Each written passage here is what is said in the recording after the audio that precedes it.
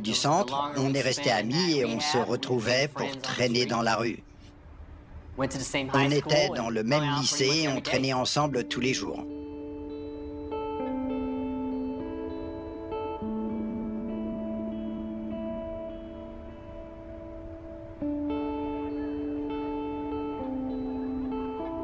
On est sortis avec des filles qui étaient sœurs.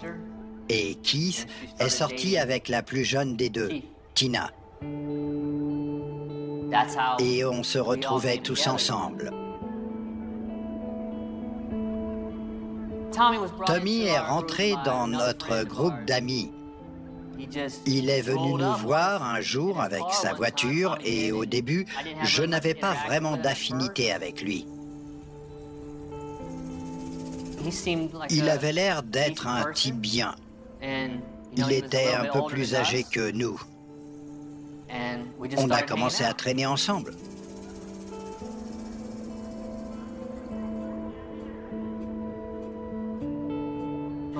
Quand j'étais avec Keith dans le centre de désintoxication, on imaginait tous les trucs qu'on allait faire en sortant pour échapper à la réalité. On parlait de tous les délits qu'on allait commettre en sortant. On voulait avoir une vie plus sympa, on voulait réussir à s'en sortir.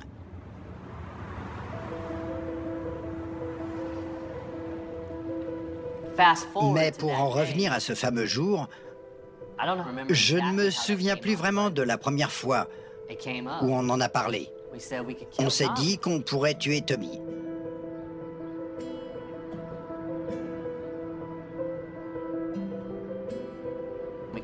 Lui piquer sa voiture, son argent, et faire ce qu'on voulait après, être libre.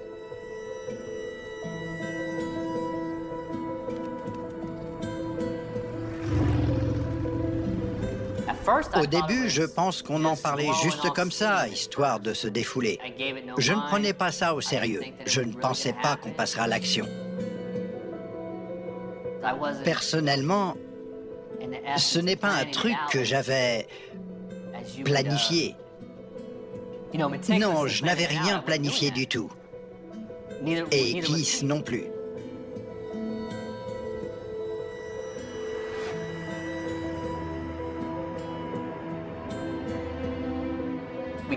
On l'a appelé, il est venu nous chercher, on a fait un tour en voiture. Keith a dit, on a besoin d'argent. Et il a ajouté, on peut se donner rendez-vous quelque part pour que tu nous amènes de l'argent? Et il a dit oui, pas de problème, je vais vous aider.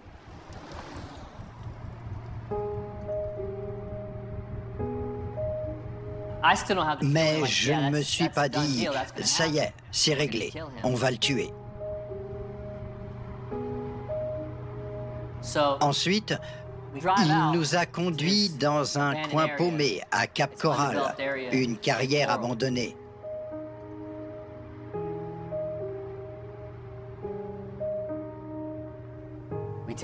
On lui a dit qu'on allait l'attendre ici, jusqu'à ce qu'il revienne avec l'argent. On est sorti de sa voiture.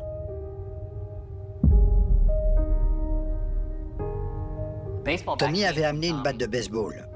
Il l'avait posée à l'arrière de la voiture. Il disait que c'était pour se protéger.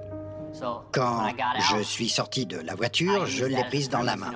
C'était la nuit. On se trouvait au milieu de nulle part, alors j'ai pris la batte juste au cas où quelqu'un viendrait nous agresser. Une fois sorti de la voiture avec Keith, on a commencé à parler de ce qu'on allait faire. J'ai dit, je commence par l'assommer et toi tu le finis. Tu le tues. On voulait le faire sortir de la voiture. On savait à quel point il tenait à cette voiture. Il adorait cette voiture.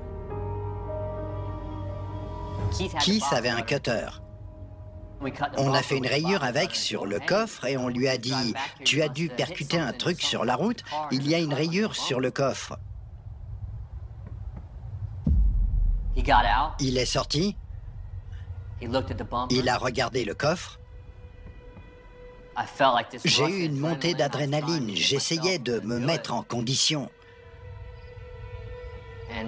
Mais je n'y arrivais pas. Et ensuite, je ne me suis plus contrôlé. Et là, je l'ai frappé avec la batte de baseball.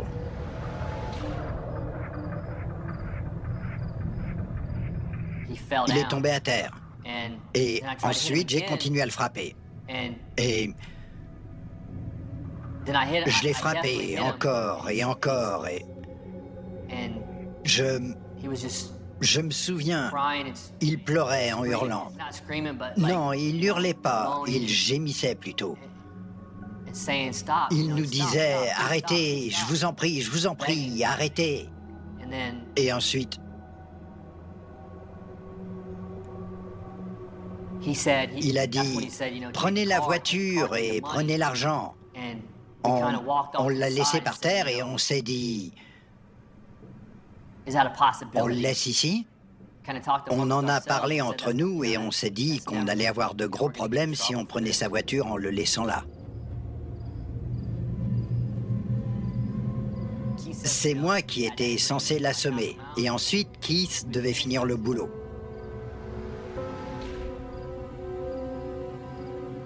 Alors, je l'ai à nouveau frappé avec la batte. Et là, il a arrêté de gémir. De tous s'enfuir ensemble.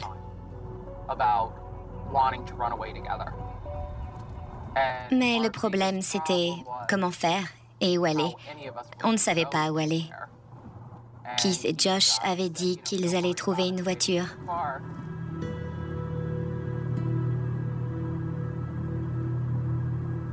Ce jour-là, il m'avait appelé pour me dire « On part ce soir ». On se tenait prêts. On guettait le rappel pour qu'on se retrouve et qu'ils passent nous chercher.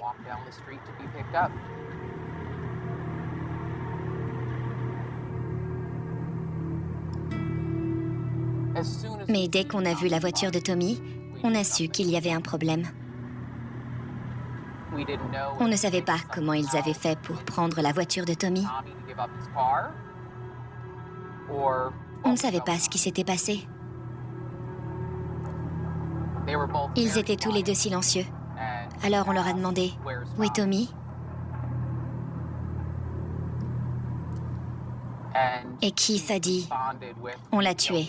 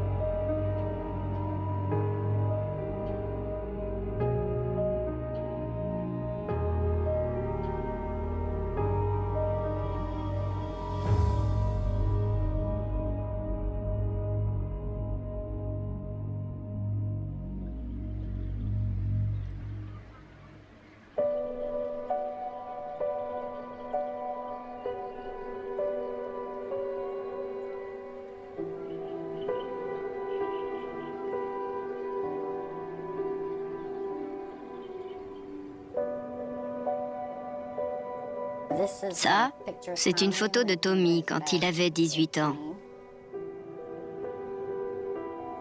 Là, c'est quand il travaillait à Winn-Dixie. Il avait 16 ans à l'époque. Là, c'est la dernière photo qu'on a de lui. Elle a été prise le jeudi soir, juste la veille de sa mort. Il est avec ma sœur. On voit la voiture. C'est la Ford propre qu'il voulait. Oh, et c'est long, vous savez. Il aurait dû être exécuté depuis longtemps maintenant. Il savait tout planifier, c'était prémédité. Mais quand j'y repense, il n'avait aucune raison de le tuer, car Tommy était d'accord pour leur donner la voiture. Ils savaient qu'ils allaient le tuer. Ils ont décidé de le tuer. Ils n'avaient qu'à prendre la voiture et s'enfuir.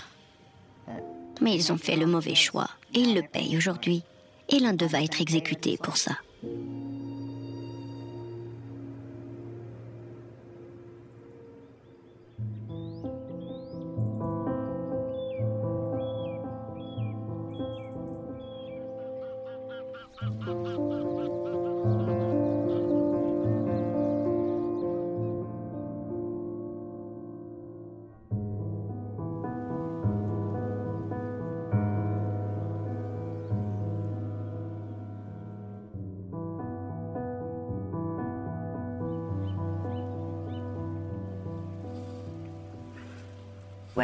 À 19 ans, j'étais marié avec Peggy, la mère de notre fille Heather.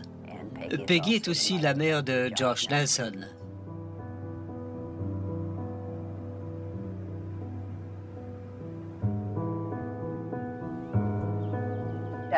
On a divorcé quand j'avais 21 ans. Et Josh est né 3 ans plus tard.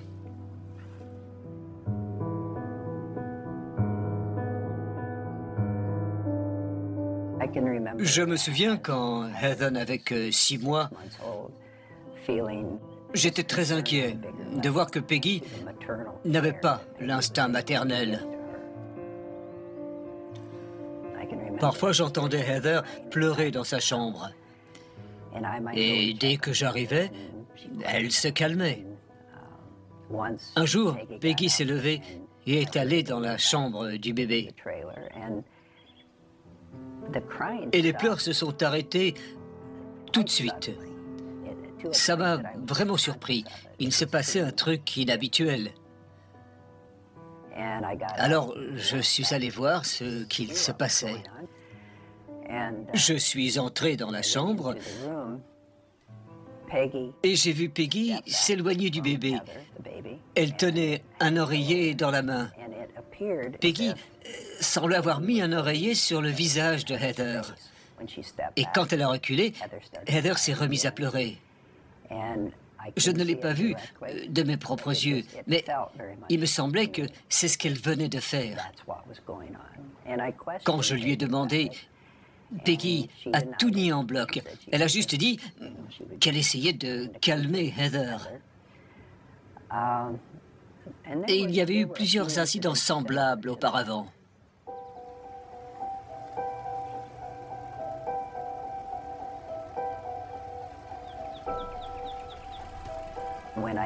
Quand j'ai obtenu la garde de Heather, je lui ai demandé « C'est bien ça que tu veux ?» Car on ne sait jamais ce que les enfants veulent. Et Heather m'a confirmé qu'elle voulait venir vivre avec moi dans le Michigan. Mais elle m'a dit qu'elle était inquiète pour Josh. Elle a dit « Je ne veux pas laisser Josh seul là-bas. »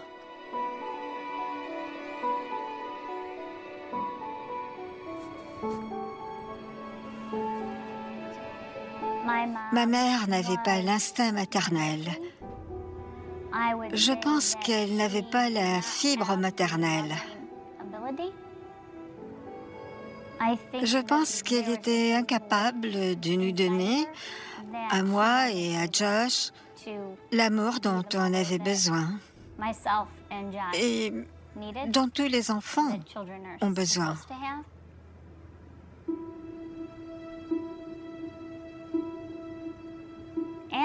Alan avait un gros problème avec l'alcool et je sais qu'il était physiquement violent avec Josh. Il lui donnait souvent des fessées.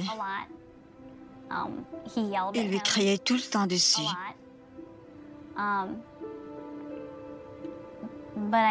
Et je pense que c'était encore pire quand je n'étais pas là.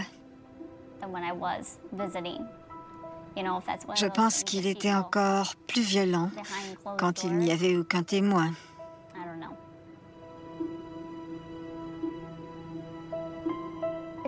C'est dur aujourd'hui.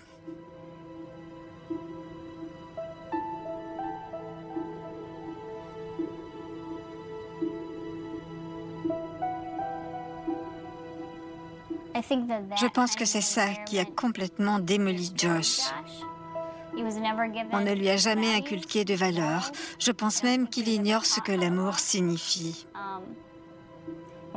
Quand on ne reçoit pas d'amour, on est incapable d'en donner. Je pense que c'est le contexte dans lequel il a évolué qui l'a amené là où il est.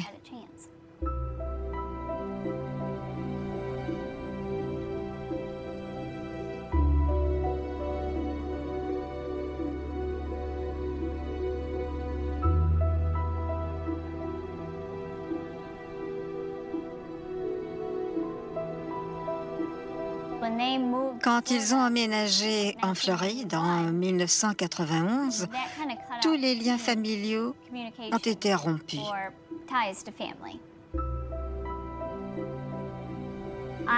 Pendant le procès, j'ai appris que Greg, son beau-père, abusait de lui sexuellement. Et ça, je l'ignorais.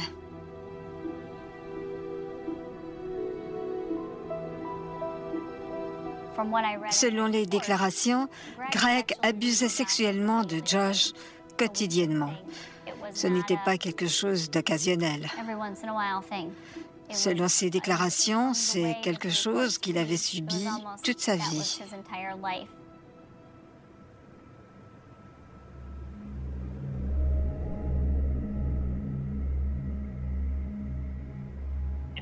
En général, ça commençait quand je prenais ma douche.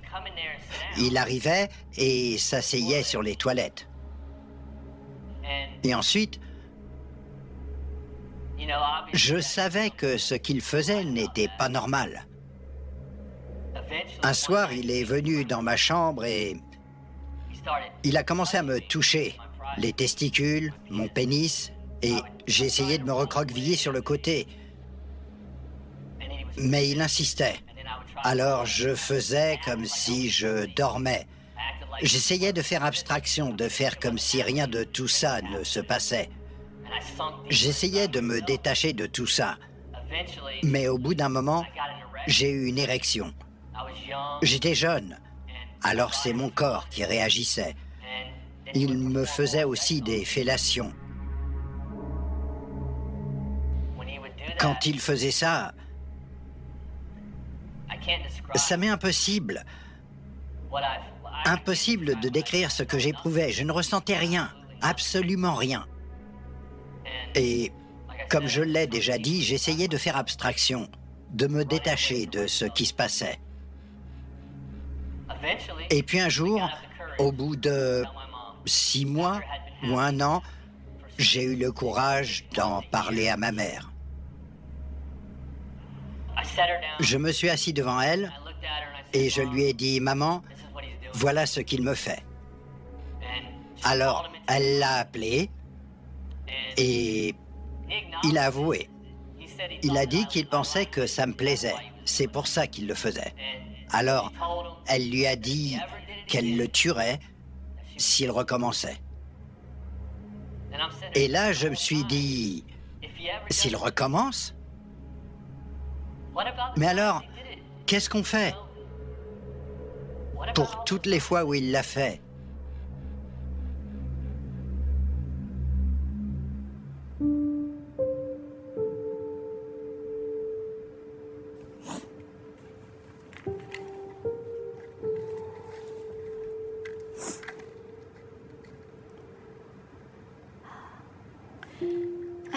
J'ai vraiment du mal à croire que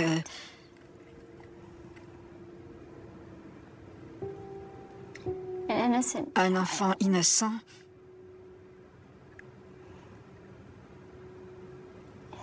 se trouve dans le couloir de la mort.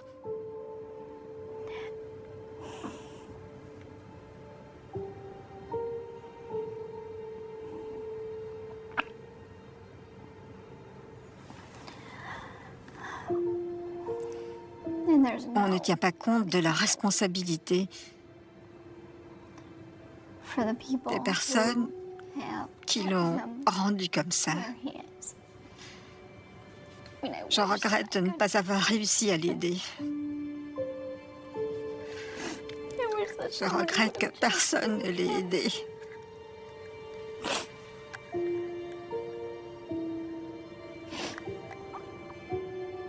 Car personne ne mérite ça.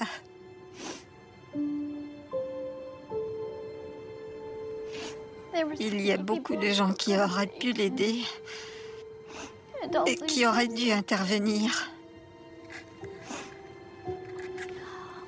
Personne ne l'a jamais aidé. Tout le monde lui a toujours tourné le dos. Moi aussi, et je m'en veux.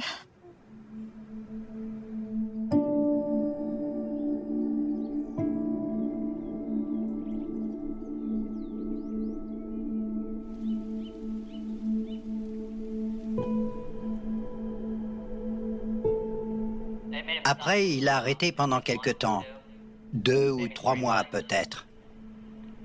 Mais ensuite, il a recommencé.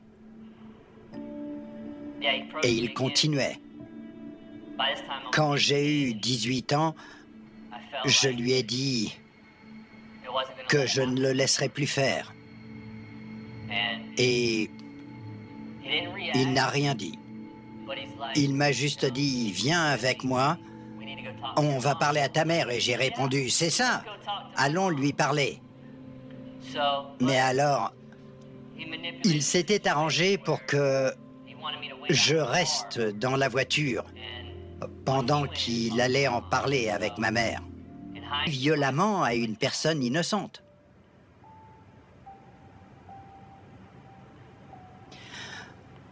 Car je suis entièrement responsable de ce qu'il s'est passé. Je suis le seul responsable, c'est moi qui l'ai tué. Et j'aimerais tant revenir en arrière. J'aimerais pouvoir éliminer la douleur que j'infligeais à tout le monde. J'aimerais pouvoir le ramener en vie, mais je ne peux pas. Je ne sais pas comment me faire pardonner. Je ne sais pas comment faire pour m'excuser. Je ne sais pas quoi faire, je ne sais pas quoi dire.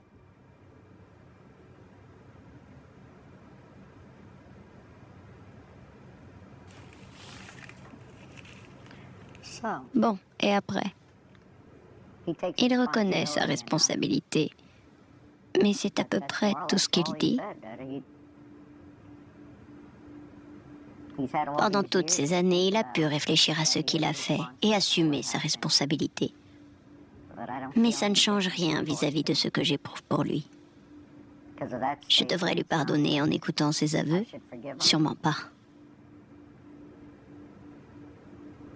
Je pense qu'il a besoin de dire tout ça maintenant, car la date de son exécution approche.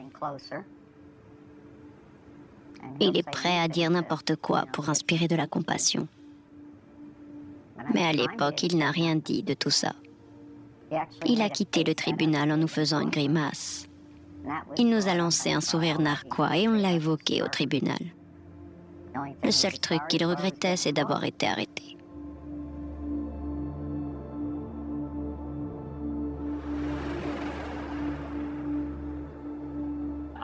Je ne m'en souviens pas, mais jamais j'aurais pu leur faire un sourire narquois pour ça. J'aurais sûrement fait ça à une autre personne qui se tenait à la barre et qui disait un truc avec lequel je n'étais pas d'accord. Même à ce moment-là, jamais je ne leur aurais fait ça, pas à eux.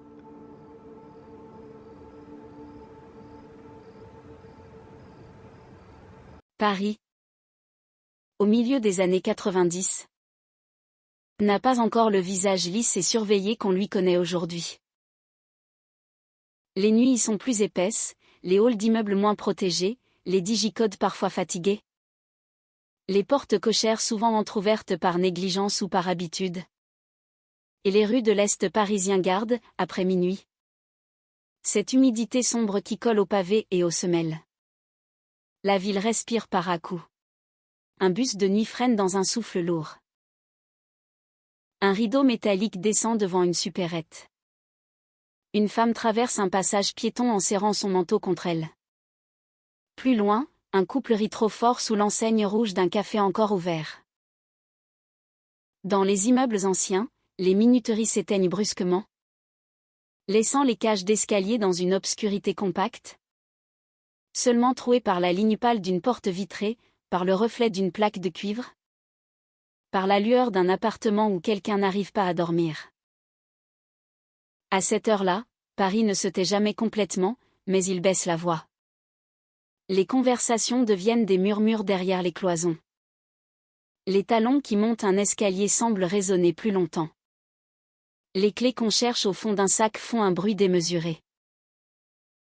Tout paraît ordinaire, presque banal, et c'est précisément ce qui rend cette histoire insupportable. Car l'affaire Guy Georges ne commence pas dans un décor exceptionnel. Elle ne commence pas dans un bois isolé, ni dans une ruelle abandonnée, ni dans ces lieux que l'imaginaire associe spontanément au danger. Elle commence au cœur d'une ville pleine, vivante, habitée. Elle commence là où l'on pense être rentré. Là où l'on cesse de se méfier. Là où l'on pose son sac, où l'on allume la lumière. Où l'on croit que le monde extérieur est resté derrière la porte. Pendant des années, un homme va circuler dans cette ville comme une ombre obstinée. Sans visage fixe dans l'esprit du public, sans nom encore attaché à la peur qu'il provoque. Il n'est pas, au début, une légende criminelle. Il n'est pas encore ce surnom glacial que les journaux finiront par imprimer. Il est une présence. Un mouvement. Une silhouette qu'on aurait pu croiser sur un quai de métro, dans une rame bondée, devant une boulangerie, sous un porche. Il regarde, il attend, il suit, il entre parfois derrière quelqu'un. Profitant d'une porte qui se referme lentement, d'un instant de politesse, d'une seconde d'inattention. Ce n'est pas la violence spectaculaire qui frappe d'abord dans cette affaire, c'est sa proximité. L'idée qu'un prédateur ait pu s'insérer dans les gestes les plus simples du quotidien.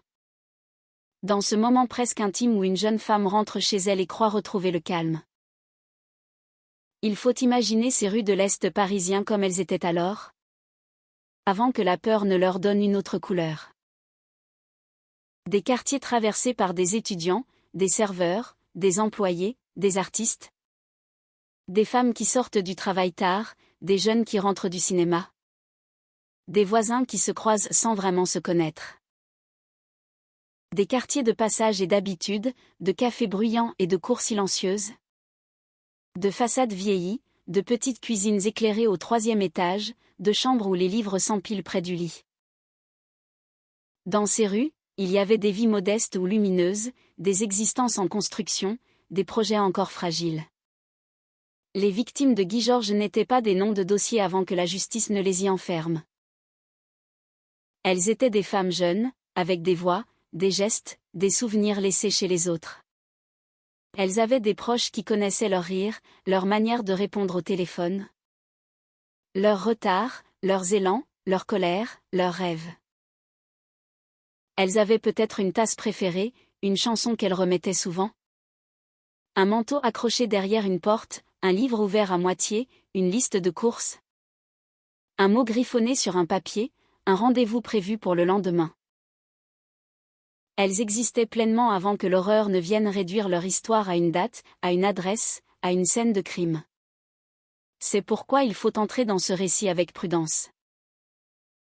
Non pas avec la fascination brutale que certains crimes attirent, mais avec la gravité que réclament les vies arrachées. Il ne s'agit pas de fabriquer un monstre pour nourrir la curiosité. Il s'agit de regarder comment un homme a pu transformer des espaces familiers en lieux de terreur. Comment la justice et la police ont mis du temps à relier ce qui, après coup, paraît terriblement évident. Comment une ville entière a vécu sans savoir qu'un même danger revenait frapper? À intervalles irréguliers, derrière des portes ordinaires. Au début, un meurtre peut toujours être expliqué comme une tragédie isolée. Une mauvaise rencontre. Une agression qui tourne au drame. Une violence soudaine surgit dans la vie d'une seule personne. C'est une manière de supporter l'insupportable. On se dit qu'il n'y a pas de série, pas de logique, pas de répétition. On cherche un proche, une relation, un conflit, un hasard malheureux. Les enquêteurs aussi, parfois, avancent dans cette brume. Ils ont des corps, des lieux, des traces, des témoignages incomplets, mais ils n'ont pas encore la carte entière. Ils ne voient qu'un morceau du dessin. Et pendant ce temps, dehors, la ville continue comme si rien ne l'avait entamée. Les marchés se montent à l'aube. Les enfants vont à l'école. Les journaux paraissent. Les cafés se remplissent. Les métros avalent les foules. Cette indifférence apparente de la ville est peut-être l'une des choses les plus cruelles pour les familles. Quand une vie s'arrête, le monde devrait s'arrêter avec elle. Mais il ne le fait pas. Les feux passent au vert. Les gens se plaignent du froid. Les boulangeries vendent leurs croissants. Les voisins parlent des charges de copropriété. Le quotidien continue, presque obscène, autour d'un vide que seuls quelques-uns ressentent comme un gouffre. Dans l'affaire Guy Georges, ce vide se répète. Pascal, Catherine, Elsa, Agnès, Hélène, Magali, Estelle. 7 prénoms qui devraient être prononcés avant celui du coupable. Cette jeune femme dont l'absence va devenir le centre silencieux de cette histoire. Chacune a eu ses derniers gestes. Chacune a traversé un dernier jour sans savoir qu'il serait le dernier. Peut-être un café bu rapidement. Peut-être une conversation distraite. Peut-être une course au coin de la rue. Peut-être une fatigue légère, le désir simple de rentrer, de fermer la porte, de se retrouver seul enfin. C'est toujours cette normalité qui serre la gorge. Le crime, dans les récits, arrive souvent comme une rupture théâtrale. Dans la vie, il surgit au milieu des choses laissées inachevées. Une vaisselle dans l'évier. Une lampe allumée. Des vêtements sur une chaise. Une fenêtre mal fermée. Un message jamais envoyé. L'enquête commence là, dans ce désordre d'après, mais l'histoire humaine commence avant. Dans les détails que personne n'aurait pensé importants. Paris, lui, garde les traces sans les expliquer. Les immeubles de l'Est, avec leurs escaliers usés et leurs paliers étroits, deviennent des témoins muets. Ils ont vu passer des locataires, des livreurs, des amis, des inconnus. Ils ont entendu des portes claquer, des disputes, des pas précipités, des rires, des sanglots. Dans un immeuble parisien, un bruit n'est jamais immédiatement une alerte. On s'habitue au son des autres. Une chaise qui tombe, un cri bref, une course dans l'escalier, cela peut être tout et rien. La ville apprend à ses habitants à ne pas intervenir trop vite, à ne pas se mêler, à ne pas ouvrir la porte pour chaque éclat. Ce réflexe, né de la densité urbaine, devient parfois une faille. L'homme qui rôde le sait peut-être instinctivement. Il n'a pas besoin de comprendre la sociologie d'un immeuble pour exploiter ses silences. Il suffit qu'une porte se ferme mal. Il suffit qu'une minuterie s'éteigne. Il suffit que le voisinage hésite. Il suffit que la peur de déranger soit plus forte, quelques secondes, que l'intuition du danger. Ce qui frappe dans la figure de Guy Georges, telle qu'elle apparaîtra plus tard au fil de l'enquête et du procès, ce n'est pas seulement la brutalité de ses actes. C'est l'écart entre cette brutalité et la façon dont il peut disparaître ensuite dans le décor. Il n'a pas besoin d'une cachette lointaine. La ville elle-même lui sert de refuge. Un métro, un trottoir, une foule, une autre adresse, un foyer, un lieu de passage.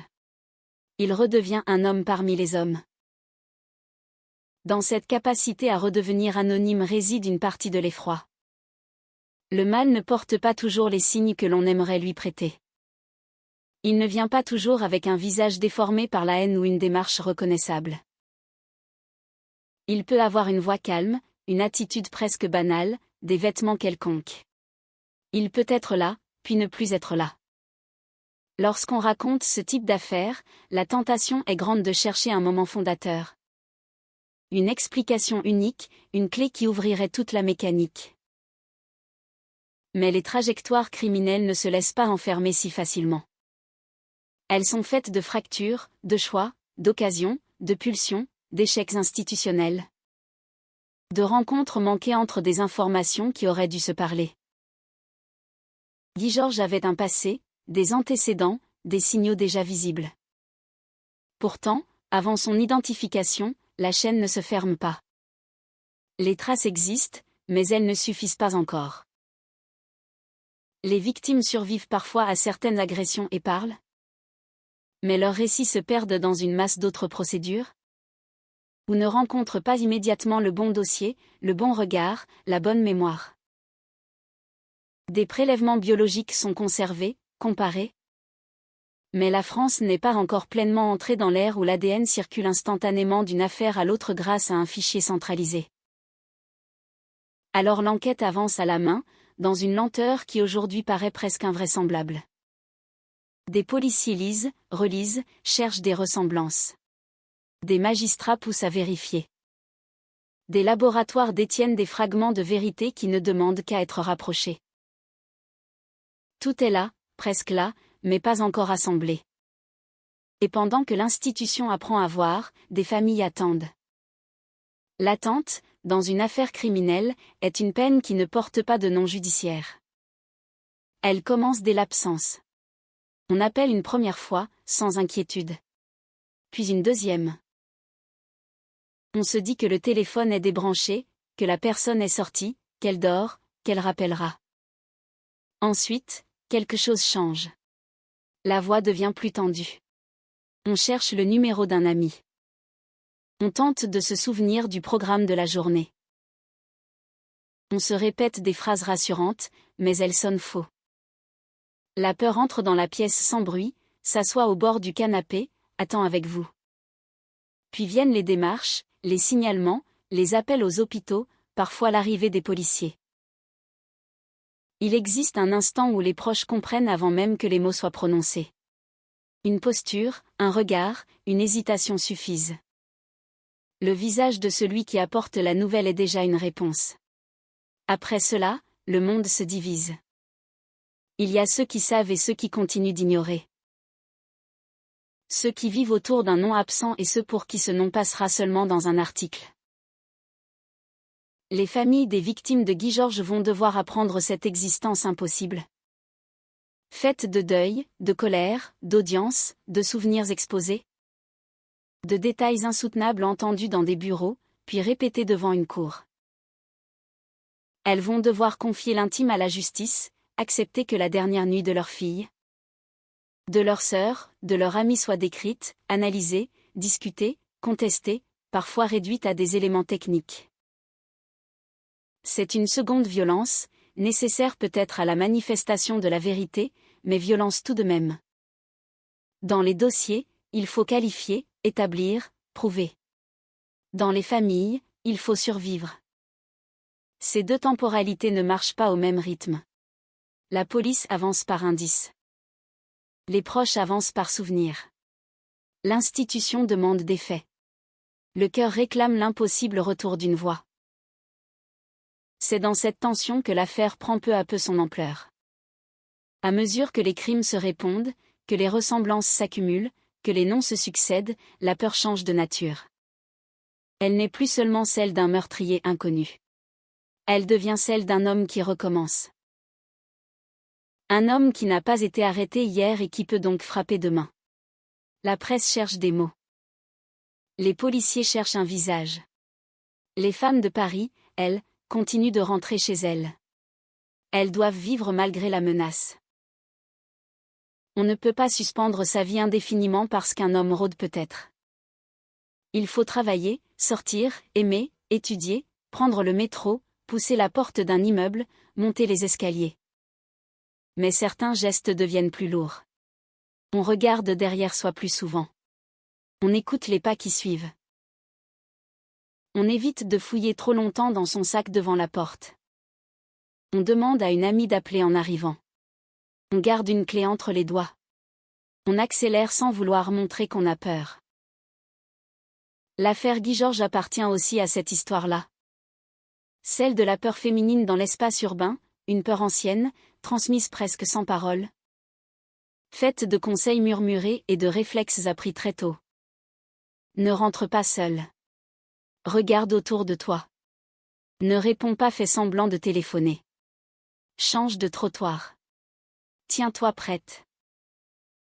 Cette peur existait avant lui, mais lui donne, pendant ces années, une incarnation précise et pourtant invisible.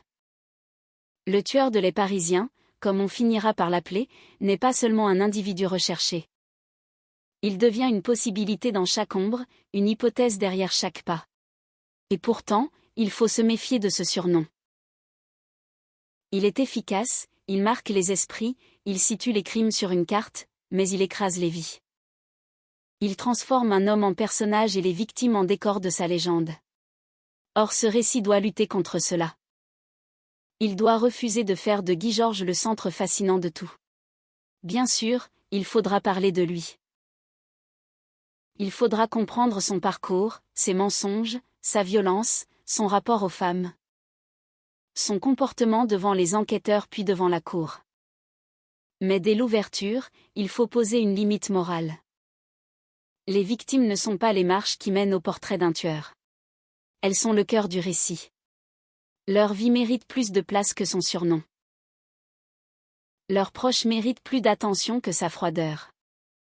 Leur absence mérite plus de poids que sa notoriété criminelle. Alors revenons à Paris, non pas comme une carte de chasse, mais comme un lieu de vie interrompu. Rue de l'Ambre, rue Saint-Maur, boulevard de Reuilly, quartier traversé par les anonymes. Adresse qui aurait pu rester de simples lignes sur une enveloppe. La géographie devient mémoire. Un trottoir n'est plus seulement un trottoir quand on sait ce qui s'est passé derrière une façade. Une cage d'escalier n'est plus seulement un passage quand elle a contenu les derniers instants d'une peur. Un appartement n'est plus seulement un logement quand il a été ouvert par la police, photographié, mesuré, vidé ensuite de sa chaleur.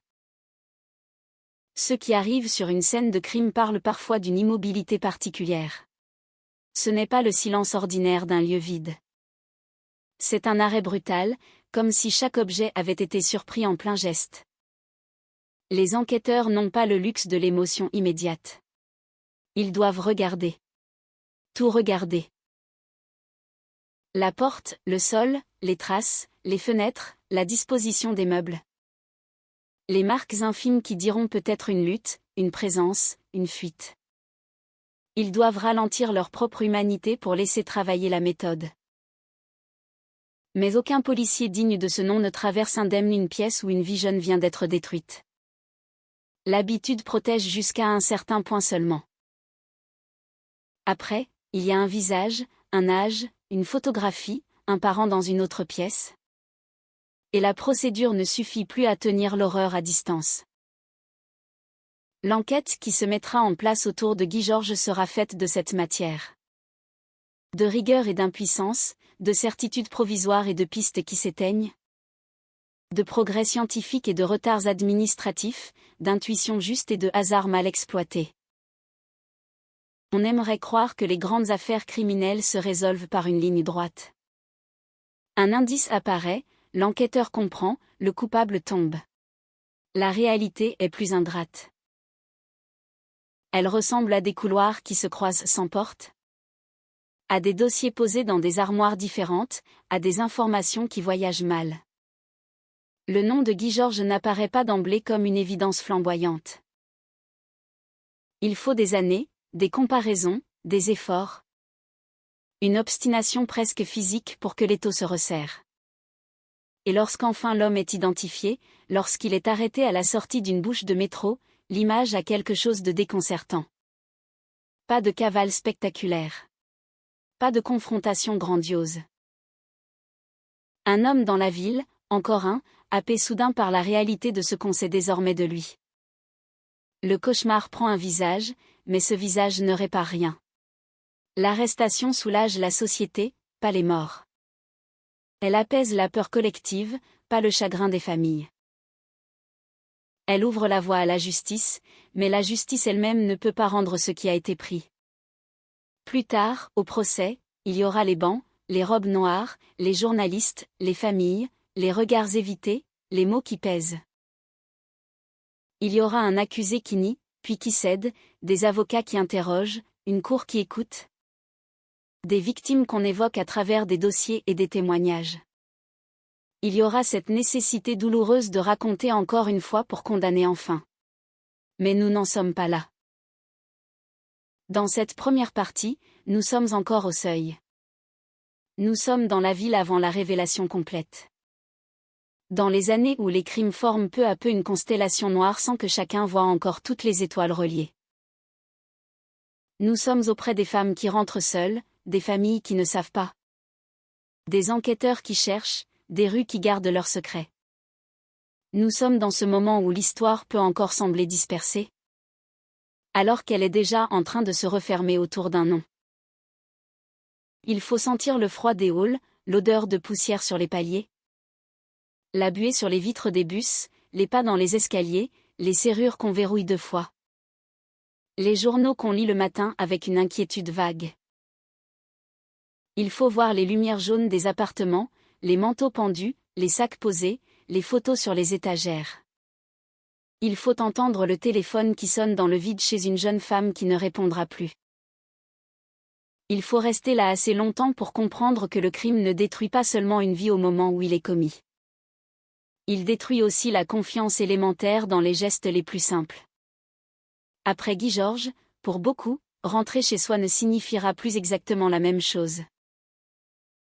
Une porte d'immeuble ne sera plus seulement une porte. Un inconnu qui entre derrière vous ne sera plus seulement un voisin possible. Une cage d'escalier sombre ne sera plus seulement une panne de minuterie. L'affaire a laissé cette trace-là, moins visible que les archives judiciaires, mais plus diffuse, une méfiance dans la chair de la ville. Pourtant, au milieu de cette noirceur, il y a aussi autre chose. Il y a la ténacité de ceux qui refusent que les victimes disparaissent dans le bruit médiatique. Il y a les familles qui reviennent. Qui parlent. Qui supportent l'épreuve du procès pour que les prénoms soient entendus. Il y a les survivantes qui racontent, parfois au prix d'une douleur immense. Et dont la parole devient une pièce essentielle contre l'homme qui voulait réduire les femmes au silence. Il y a des enquêteurs qui reprennent les dossiers, qui comparent, qui doutent, qui insistent. Il y a cette lente marche vers la vérité, imparfaite, tardive, mais réelle. Car l'affaire Guy Georges est aussi une affaire de regard. Au début, on ne voit pas. Ou plutôt, on voit des morceaux. Un crime ici, une agression là, un indice ailleurs, une trace dans un laboratoire, un témoignage dans un autre dossier. Puis, peu à peu, le regard se règle. Les lignes apparaissent. Les correspondances deviennent trop nombreuses pour être ignorées. L'ombre prend forme. Et lorsque la vérité surgit, elle n'a rien d'un soulagement pur. Elle vient avec une question terrible, pourquoi a-t-il fallu si longtemps ? Cette question accompagnera tout le récit. Elle ne sera jamais simple. Elle traversera le contexte, le parcours du tueur, l'enquête, les outils policiers de l'époque, les décisions judiciaires, les manques, les hasards. Mais avant de chercher des réponses, il faut accepter le poids de la question elle-même. Cette femmes sont mortes. Cette famille ont été brisées. Une ville a découvert qu'un homme pouvait utiliser ses angles morts pendant des années. Et la justice, lorsqu'elle finira par le condamner, ne pourra que nommer l'irréparable.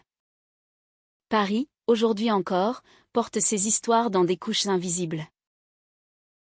Le passant qui descend une rue ne sait pas toujours ce qui s'y est joué. Les façades ont été repeintes. Les commerces ont changé. Les digicodes sont plus modernes. Les habitants ne sont plus les mêmes.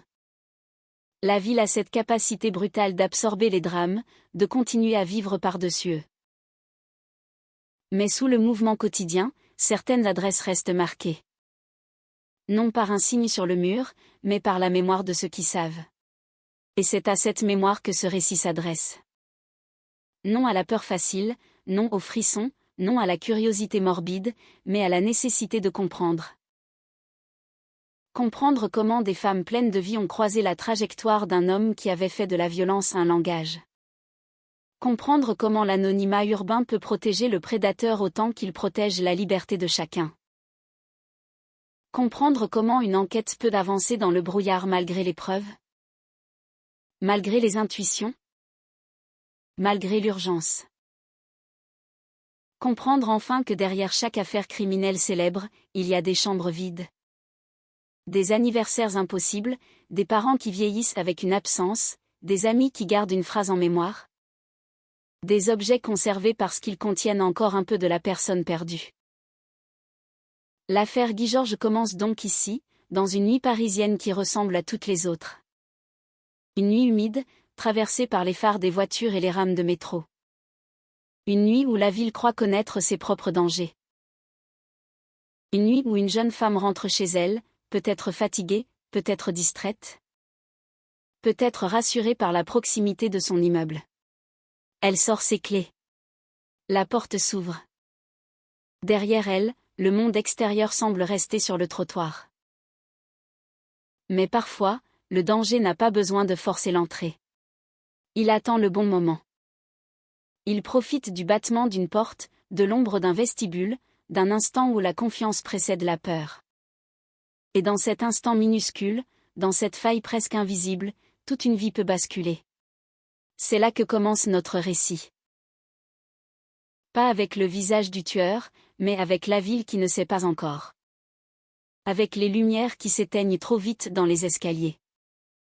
Avec les familles qui dorment encore sans imaginer l'appel qui viendra. Avec les enquêteurs qui, bientôt, devront apprendre à lire une signature dans l'horreur. Avec les prénoms de celles que l'on doit garder au centre. Pascal. Catherine. Elsa. Agnès. Hélène. Magali. Estelle. 7 prénoms contre un surnom. 7 vies contre la légende noire d'un homme. Cette absence qui oblige à raconter, lentement, précisément, sans détourner le regard.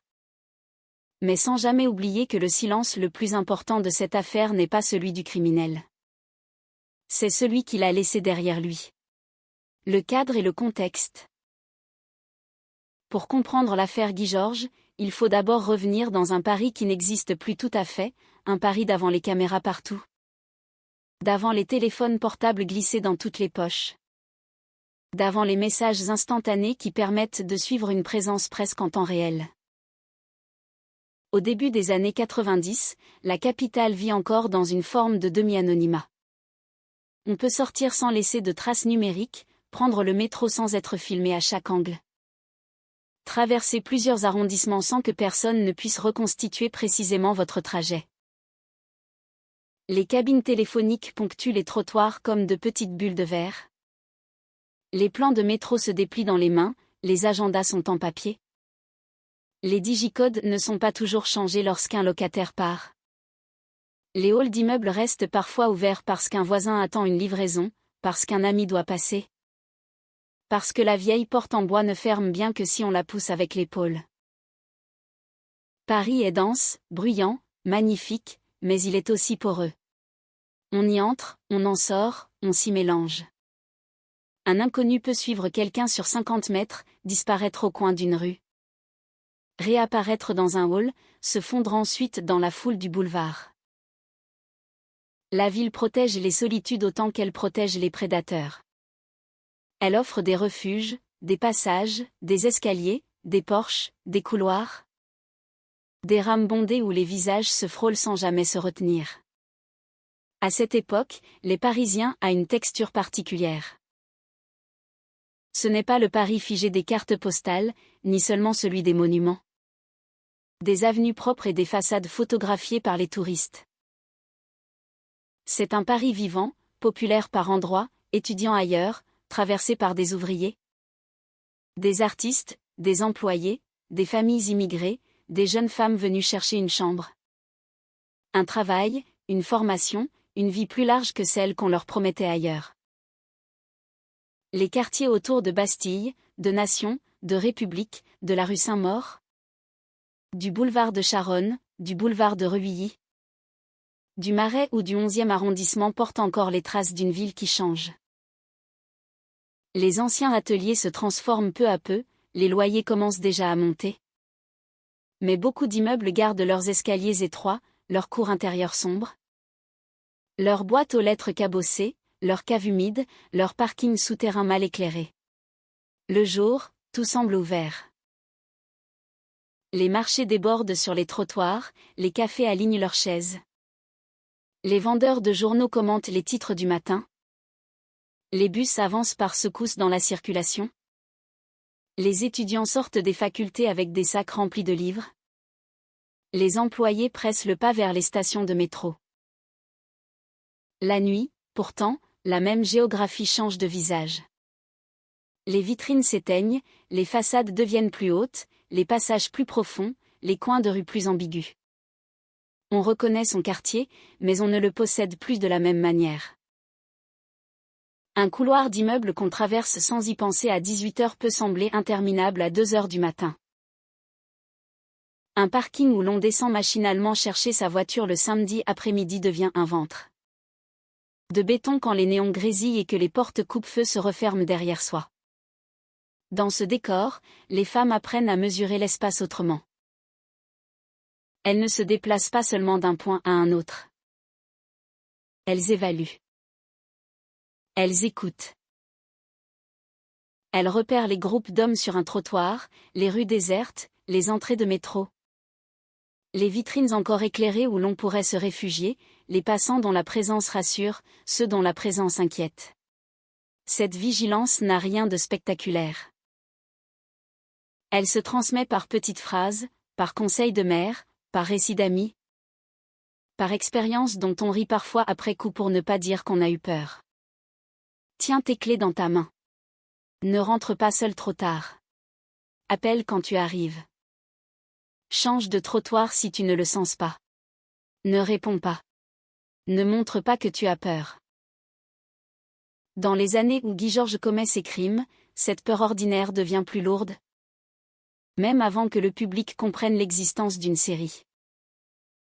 Elle est dans l'air, diffuse, mêlée à d'autres inquiétudes urbaines, à d'autres faits divers. À cette impression que la grande ville offre à la fois la liberté et le danger. Les jeunes femmes qui vivent seules à Paris connaissent cette contradiction intime. La ville est une promesse, on y étudie, on y travaille, on y sort, on y aime, on y devient adulte. Mais cette promesse a un prix silencieux. Le soir, on négocie avec la peur. On choisit une rame plus remplie, on évite un couloir trop vide. On fait semblant de fouiller dans son sac pour laisser passer un homme qui marche derrière soi, on accélère sans courir. Ce n'est pas encore l'affaire Guy Georges dans les journaux. Pas encore le nom d'un tueur imprimé en grosses lettres. Mais c'est le terrain émotionnel sur lequel l'affaire va s'inscrire. Paris, dans ces années-là, est aussi une ville de portes.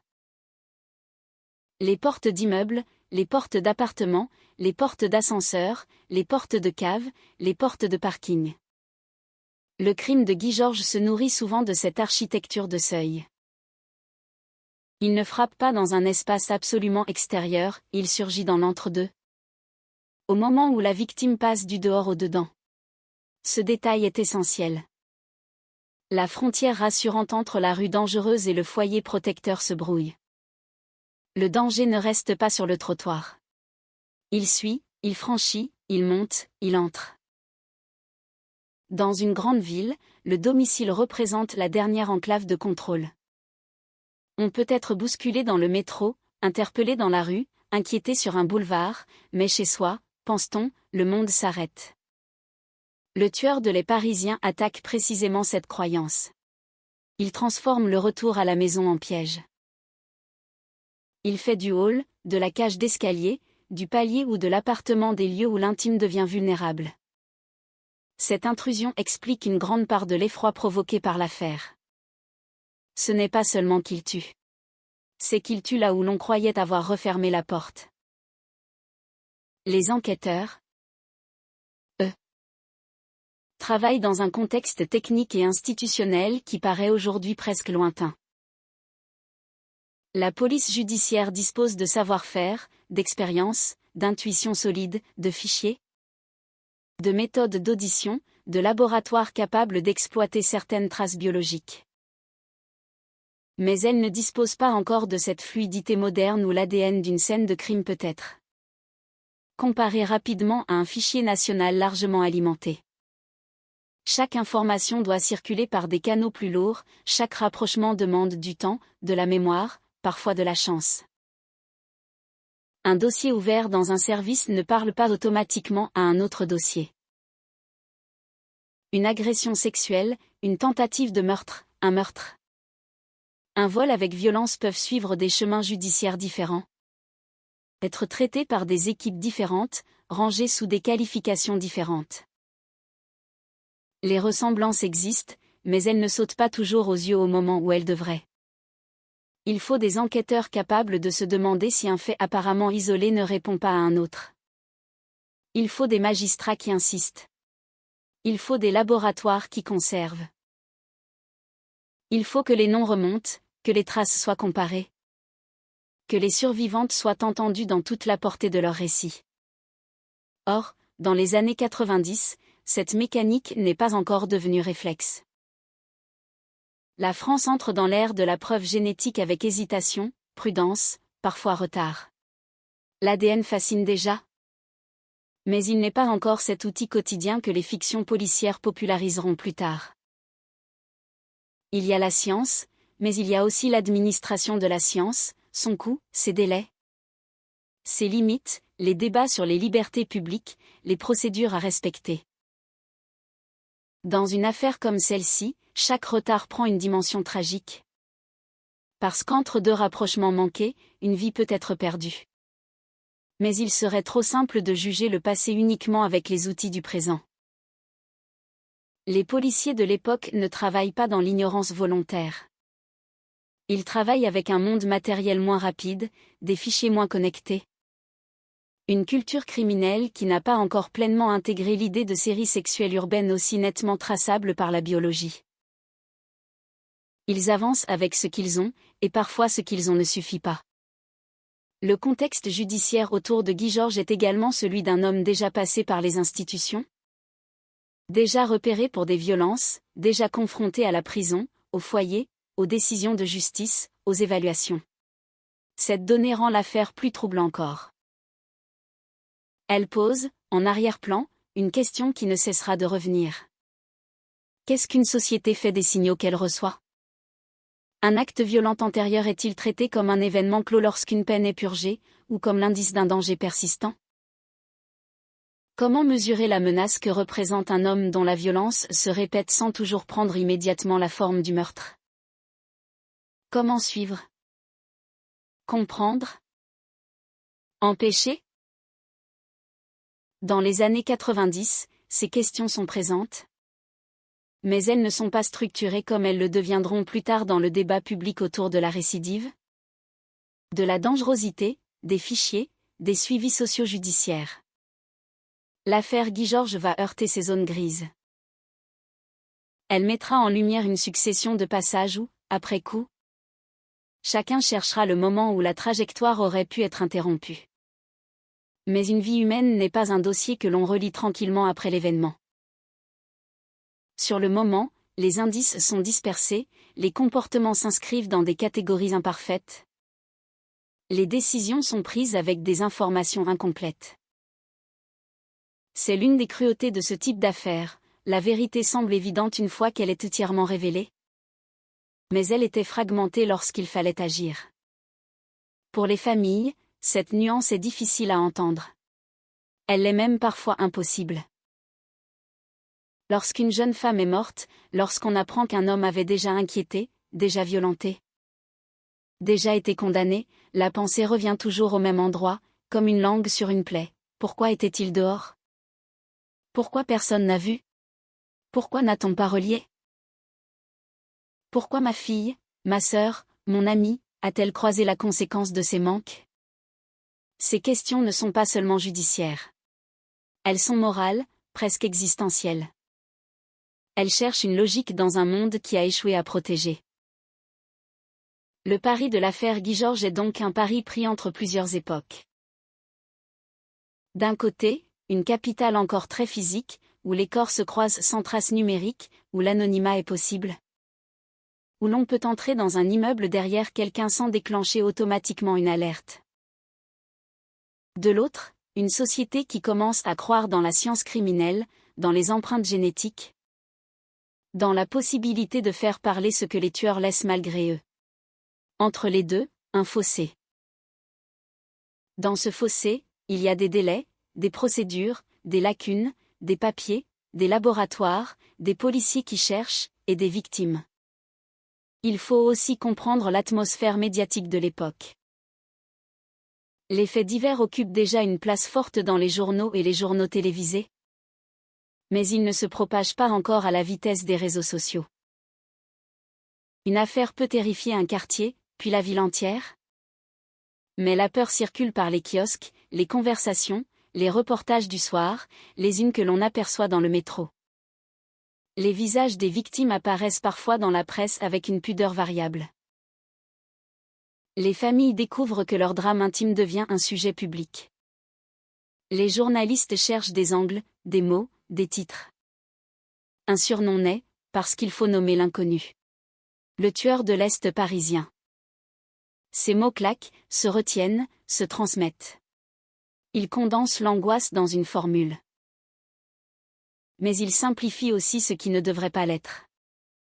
Derrière cette expression, il n'y a pas seulement un criminel qui rôde dans une zone géographique. Il y a une série de vies interrompues, d'enquêtes ouvertes, de familles suspendues, de femmes survivantes, de policiers mis sous pression. Le surnom sert à alerter, mais il peut aussi fabriquer une silhouette presque mythique.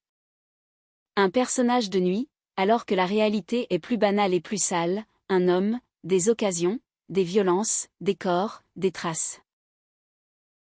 Dans les cafés, dans les couloirs d'immeubles, dans les repas de famille, l'affaire est évoquée par fragments.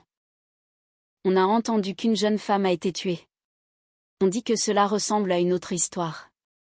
On croit savoir que la police cherche quelqu'un. On se demande si les quartiers concernés sont vraiment dangereux ou si les journaux exagèrent. Les rumeurs ajoutent leur brouillard à celui de l'enquête. Une femme raconte qu'elle a été suivie la semaine précédente. Une autre se souvient d'un inconnu dans son hall. Un voisin pense avoir vu un homme étrange près d'une porte. La peur fabrique des liens parfois faux, mais elle naît d'un danger bien réel. Les enquêteurs doivent trier cette matière humaine instable, écouter sans tout croire, douter sans mépriser, chercher la trace vérifiable dans une masse de sensations. Le contexte social joue aussi son rôle. Les victimes sont souvent de jeunes femmes indépendantes, vivant ou circulant seules dans Paris. Leur autonomie, qui devrait être une évidence, devient dans le récit criminel le terrain du danger. Cela révèle une contradiction profonde. La société encourage les femmes à vivre, à travailler, à étudier, à sortir, mais lorsqu'un crime survient, une part du regard collectif revient encore vers leurs déplacements, leurs horaires, leur solitude. Pourquoi rentrait-elle seule? Pourquoi si tard? Pourquoi dans ce quartier? Ces questions, parfois formulées sans malveillance apparente, déplacent insidieusement le poids de la violence. L'affaire Guy Georges oblige au contraire à regarder le bon endroit. Ce ne sont pas les vies libres des victimes qui créent le crime, c'est le choix du criminel de les attaquer. Leur présence dans la vie n'a rien d'une faute. Leur confiance n'a rien d'une imprudence coupable. Elles avaient le droit de rentrer chez elles. Elles avaient le droit d'ouvrir leurs portes sans être suivies. Elles avaient le droit d'habiter Paris sans que leur corps devienne une cible. Ce rappel est essentiel, parce qu'il redonne au contexte sa vérité morale. Les années 90 sont également marquées par une confiance encore imparfaite dans la parole des femmes agressées. Les survivantes d'attaques sexuelles ou de tentatives de meurtre doivent souvent affronter, en plus du traumatisme, le poids du récit à produire. Il faut décrire, répéter, préciser, supporter les questions, revivre les gestes, donner des détails que le corps voudrait enfouir. Leur parole est indispensable, mais elle est parfois reçue à travers des cadres trop étroits. Une agression peut être classée dans une catégorie, puis ne pas être rapprochée d'une autre. Un portrait peut paraître trop vague. Un souvenir peut être jugé incertain. Or, face à un prédateur qui choisit l'effet de surprise, qui attaque dans des lieux de passage ou d'intimité, qui laisse les victimes dans un état de sidération, la mémoire humaine ne fonctionne pas comme une caméra. Elle donne des éclats, une voix, une taille, une odeur, un vêtement, un regard, une pression sur le bras, un souffle, une phrase. Ces éclats peuvent sembler incomplets, mais ils contiennent parfois l'essentiel. L'affaire Guy Georges montrera combien la parole des survivantes compte. Combien elle peut contribuer à dessiner une silhouette criminelle lorsque les outils institutionnels peinent encore à relier les traces. Le cadre familial des victimes, lui, est fait de contrastes douloureux. Chaque famille vit dans un monde différent avant le crime, avec ses habitudes, ses tensions, ses tendresses. Certaines sont géographiquement proches, d'autres plus éloignées. Certaines voient leurs filles souvent, d'autres communiquent par téléphone, par lettres, par visites espacées. Toutes seront projetées dans le même territoire judiciaire. La mort violente uniformise brutalement des histoires qui ne se ressemblaient pas. Les parents doivent apprendre des mots qu'ils auraient voulu ne jamais connaître: autopsie, prélèvement, reconstitution, instruction, confrontation, assise, période de sûreté. Ils doivent identifier, signer, répondre, attendre. Ils doivent parfois découvrir dans la presse des informations qu'ils auraient voulu recevoir autrement. Ils doivent protéger le souvenir de la personne aimée contre l'écrasement médiatique du fait divers. Car lorsque la machine publique s'empare d'une affaire, elle simplifie. Elle répète les mêmes photos, les mêmes dates, les mêmes formules. La victime devient la jeune femme tuée.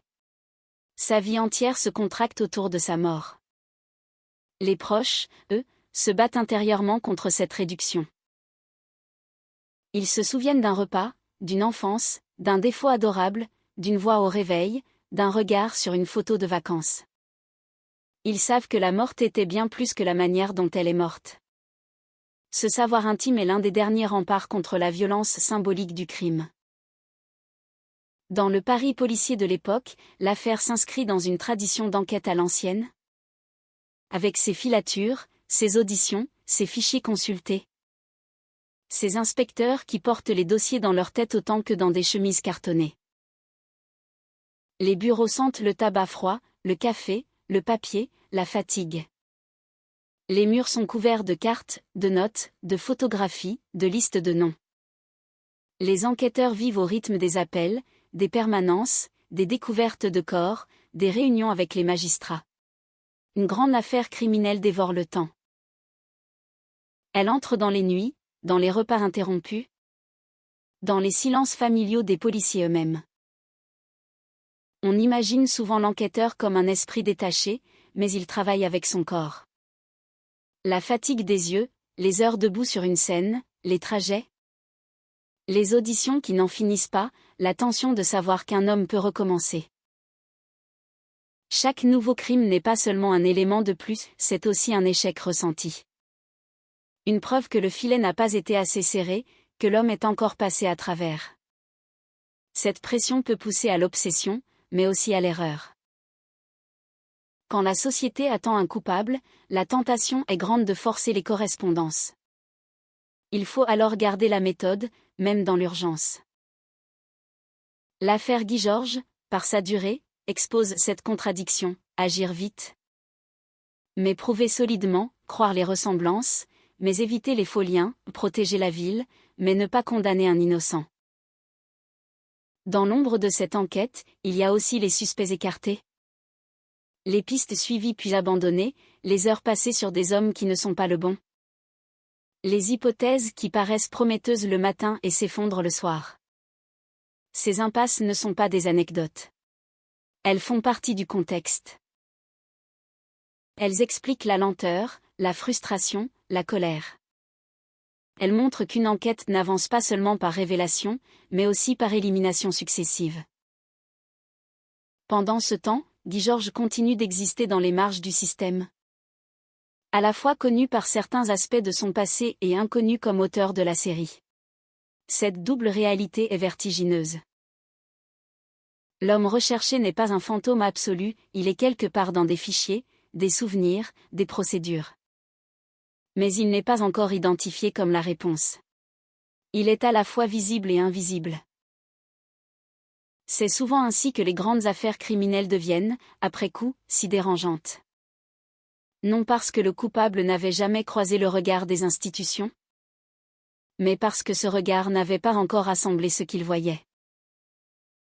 Le contexte intime du criminel, sans excuser quoi que ce soit, appartient également au cadre de compréhension. Guy Georges a une histoire d'abandon, de placement, de violence, de marginalité, de rapports profondément troublés aux femmes. De passage par des structures censées encadrer ou punir.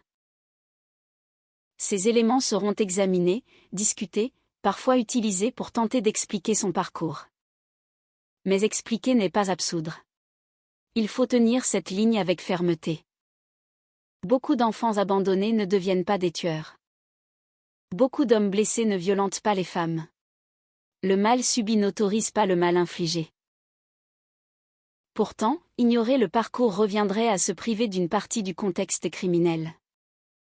Non pour chercher une excuse, mais pour comprendre comment une personnalité violente se construit, comment elle apprend à dissimuler, à recommencer, à utiliser les failles sociales et institutionnelles. Dans le récit, cette dimension devra être abordée avec prudence, montrée sans mythifier, analysée sans donner au criminel une profondeur romantique qu'il ne mérite pas. Car il y a toujours un risque, dans les affaires de tueurs en série, de faire du coupable un personnage central presque fascinant. Le contexte doit au contraire servir à éclairer les victimes, les lieux, les mécanismes, les défaillances, pas à dresser une statue noire au meurtrier. Le pari de cette affaire est aussi un pari de solitude.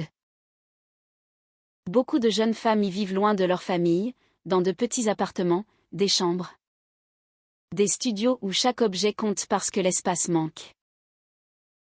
Un lit contre un mur, une table minuscule, quelques livres, une radio, des vêtements suspendus. Une cuisine étroite où l'on prépare un repas rapide. Ces intérieurs sont des refuges fragiles. On y construit son indépendance avec peu de moyens, mais beaucoup d'espoir. On apprend à payer un loyer, à organiser ses journées, à inviter des amis, à se sentir enfin chez soi. Quand le crime entre dans un tel lieu, il ne détruit pas seulement une personne.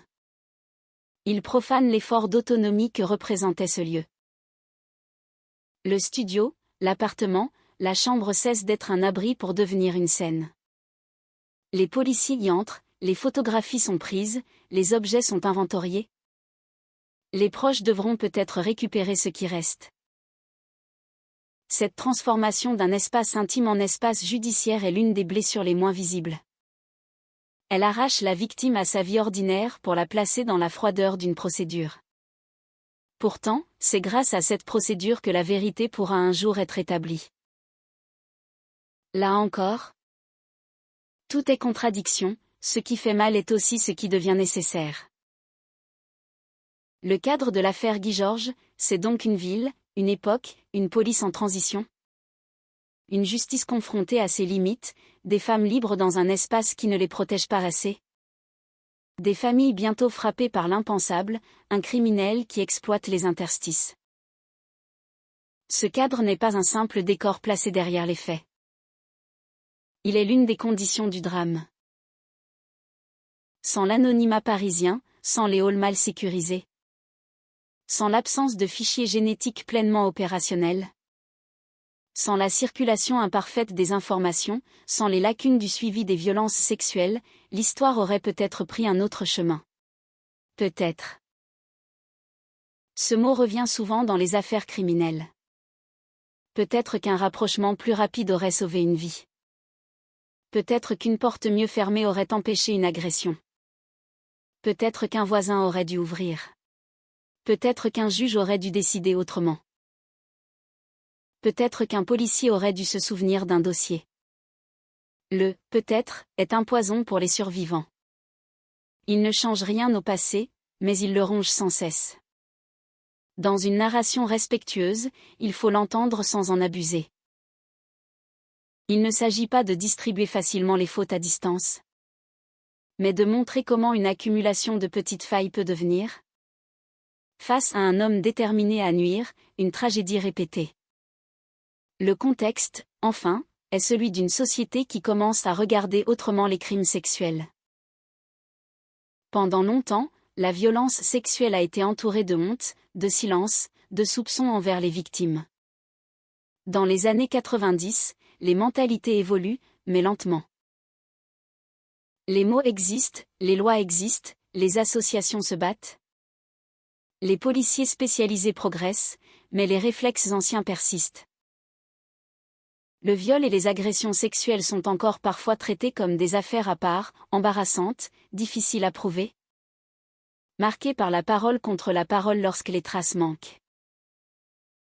Dans le cas de Guy Georges, la dimension sexuelle et meurtrière des crimes oblige l'institution à regarder en face une violence misogyne extrême. Non comme un dérapage isolé, mais comme un mode opératoire répété. Le corps des femmes y devient cible, territoire de domination, puis objet de destruction. Cette réalité doit être nommée, mais pas exploitée. Le récit devra éviter le détail gratuit, refuser la complaisance, tenir le regard là où il est nécessaire et le détourner là où l'insistance ne servirait qu'à reproduire la violence. Le respect des victimes commence aussi dans le choix des images.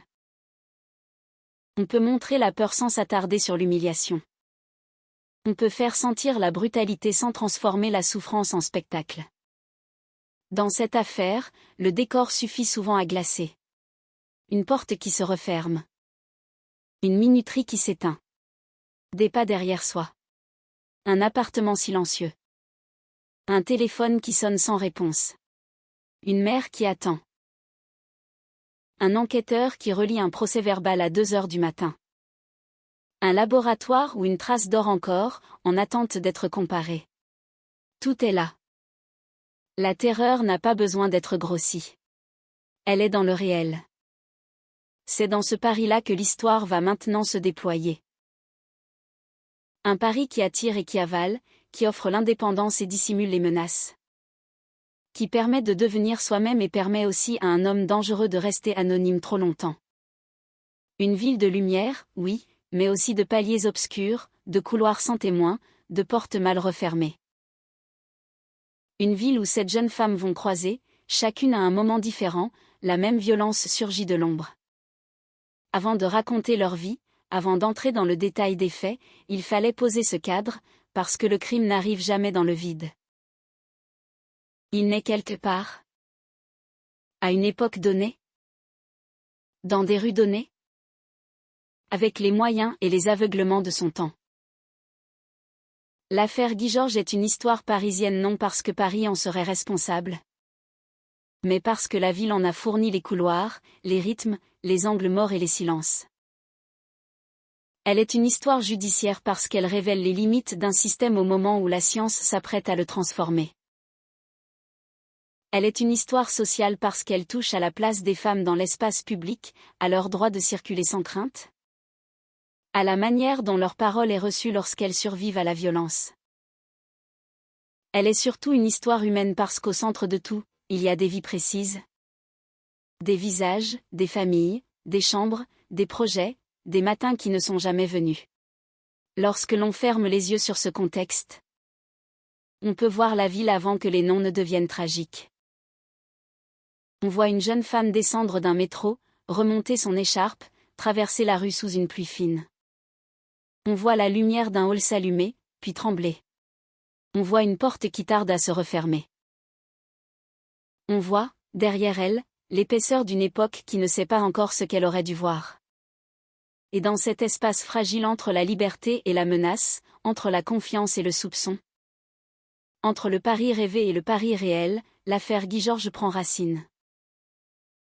Avant que l'ombre ne s'étende, Avant que l'histoire judiciaire ne commence à dessiner son contour, il y a les femmes. Chacune avec sa voix, son rire, sa manière de plier un manteau ou de ranger ses chaussures. Chacune avec ses habitudes si simples qu'on ne les remarque que lorsqu'elles disparaissent. Pascale Escarfaille, première d'entre elles dans l'ordre chronologique des meurtres connus de Guy Georges, était une étudiante qui vivait dans le 14e arrondissement, rue de l'Ambre. Elle aimait ses livres, ses promenades dans les rues calmes du quartier, ses cafés avec des amis après les cours. Ses recettes qu'elle testait parfois seule dans sa cuisine trop petite. La lumière du matin qui entrait par la fenêtre de sa chambre. La musique qu'elle écoutait en silence, presque pour elle seule. Elle avait des voisins, des camarades, des frères et sœurs qui savaient comment elle riait. Comment elle se concentrait sur ses cahiers, comment elle regardait le ciel parfois sans raison. Comme pour chercher autre chose que les bâtiments serrés autour d'elle. Le 24 janvier 1991, elle rentrait chez elle après une journée comme tant d'autres. Fatiguée mais contente de retrouver son appartement. Inconsciente que cette routine allait se briser à jamais. Il n'y avait rien dans l'air qui annonçait l'horreur.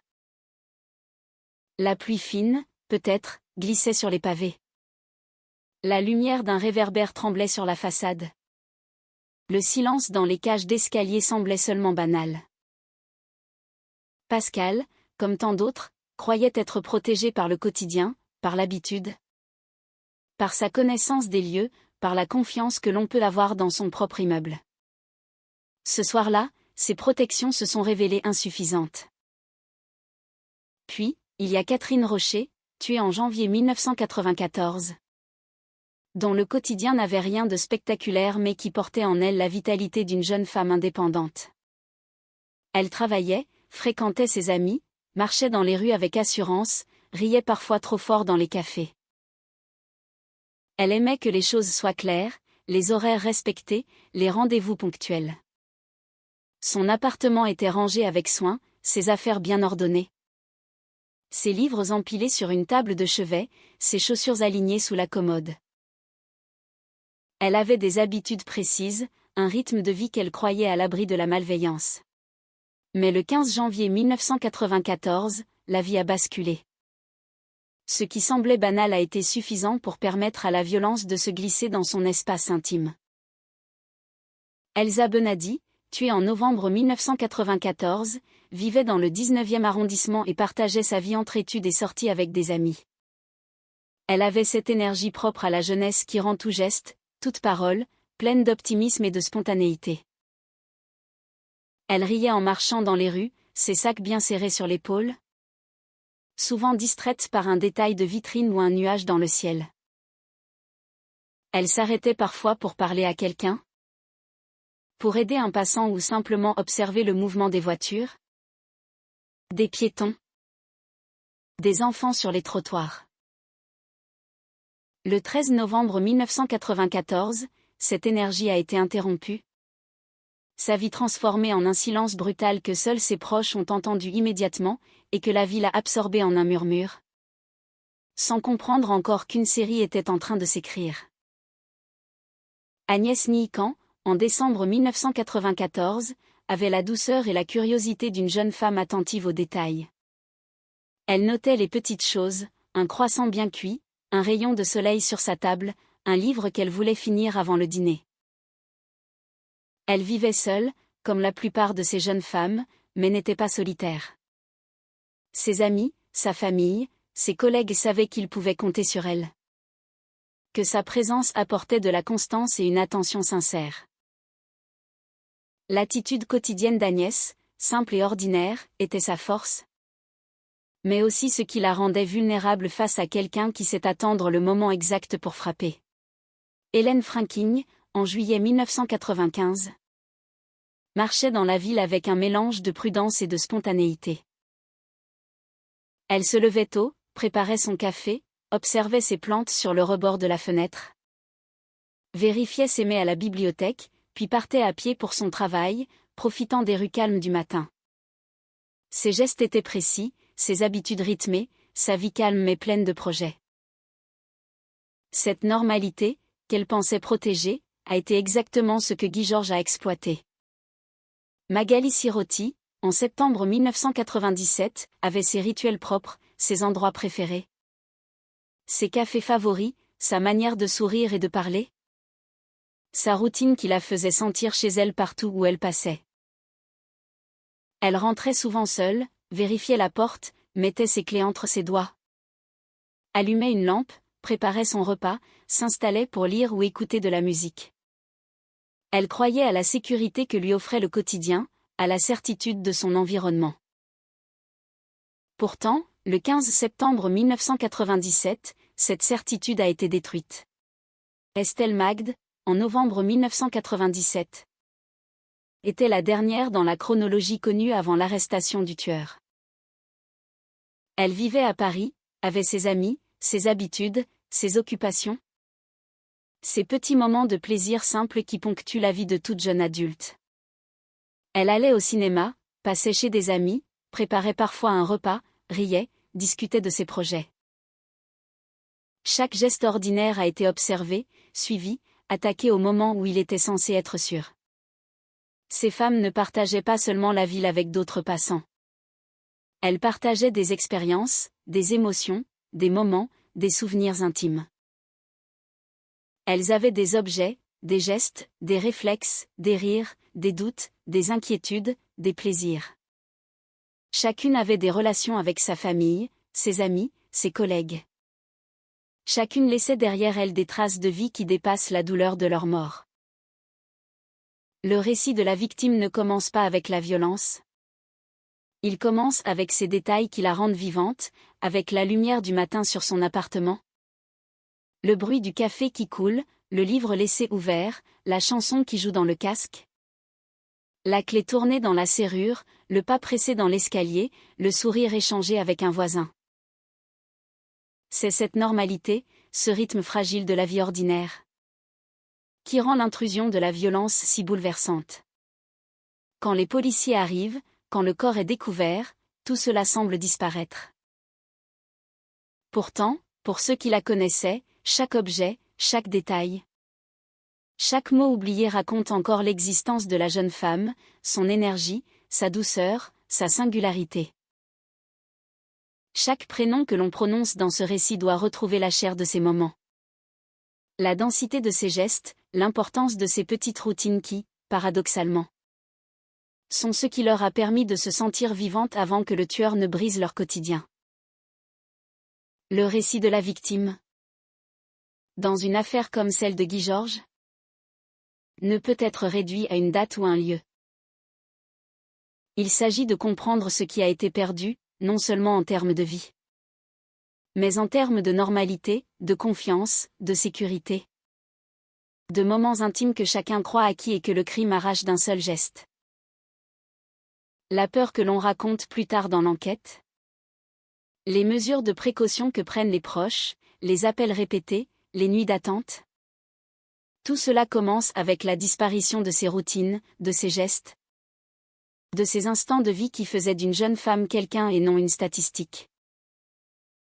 C'est à travers ces détails, à travers la manière dont elles vivaient, dont elles aimaient, dont elles riaient, dont elles s'énervaient, dont elles rêvaient, qu'on comprend vraiment la gravité et l'impact de la série de crimes. Le récit de la victime, enfin, établit le lien avec la ville. Paris, avec ses rues, ses halls, ses parkings, ses escaliers, n'est pas seulement un décor. Il est un participant involontaire de l'histoire. Les lieux que ces femmes traversaient chaque jour étaient ceux qui allaient se transformer en scènes de crime. Leurs habitudes, leurs trajets, leurs choix de routine étaient ceux que le tueur observait et exploitait. Mais rien de cela n'enlève leur humanité, leur droit à l'existence, leur droit à la sécurité. Chacune de ces jeunes femmes mérite que l'on se souvienne de qui elle était avant l'horreur. De ses gestes simples, de ses petites habitudes, de sa vie quotidienne. Et c'est précisément à travers cette attention minutieuse, presque obsessionnelle aux détails de leur vie, que le récit de l'affaire Guy Georges peut retrouver son humanité et montrer que derrière chaque crime se trouvent des personnes réelles. Avec des prénoms, des visages, des voix, des habitudes et des rêves. Ces vies, qui semblaient si ordinaires, sont au centre de l'histoire. Elles ne sont pas seulement des victimes. Elles étaient des femmes qui vivaient, qui aimaient, qui projetaient, qui construisaient, qui espéraient. Chaque moment de leur existence arrachée par le tueur est une perte profonde que la narration doit restituer dans toute sa densité et sa fragilité, parce que comprendre l'affaire, c'est avant tout reconnaître ces vies et leur donner la place qu'elles n'ont jamais perdue. Même lorsque le crime les a effacées de l'espace quotidien. Même lorsque l'ombre du tueur a tenté de masquer leur présence. Même lorsque la ville continue de tourner autour de ce vide. La nuit tombe sur Paris, et comme toujours, elle ne recouvre pas seulement les rues d'une obscurité uniforme, elle installe un voile d'intimité et de silence. Une parenthèse fragile entre le jour et le lendemain. Un moment où chacun croit retrouver un peu de contrôle sur son espace. Ce soir-là, la vie quotidienne des jeunes femmes qui seront bientôt victimes du tueur de l'Est parisien se déroule avec la familiarité rassurante de gestes répétés. Elles rentrent de leurs cours, de leurs emplois, de rencontres avec des amis, de promenades ou de simples courses, leurs sacs serrés contre elles, leurs clés à portée de main, leurs yeux attentifs aux mouvements alentour. Mais sans imaginer que le danger n'a pas besoin de frapper en force pour être efficace. Pascal, Catherine, Elsa, Agnès, Hélène, Magali, Estelle, chacune dans son quartier. À des dates différentes mais toujours dans l'espace restreint de leur appartement ou de leur immeuble. Franchissent ce seuil entre le dehors et le dedans. Les sons familiers d'un hall, le cliquetis d'une serrure. Le souffle de la minuterie qui éteint l'ampoule du palier, l'écho d'un pas dans l'escalier. Tout cela se déroule sans qu'elle puisse deviner que l'ordre habituel va être brisé. L'incident, pour chacune d'entre elles, commence dans cette minutie presque imperceptible. Il n'y a pas de cri, pas de sirène, pas d'explosion. Il y a un mouvement calculé, une patience, un timing. Un inconnu observe. Il connaît la vitesse des gestes, le temps qu'il faut pour poser un sac, pour ouvrir une porte, pour se pencher sur des clés.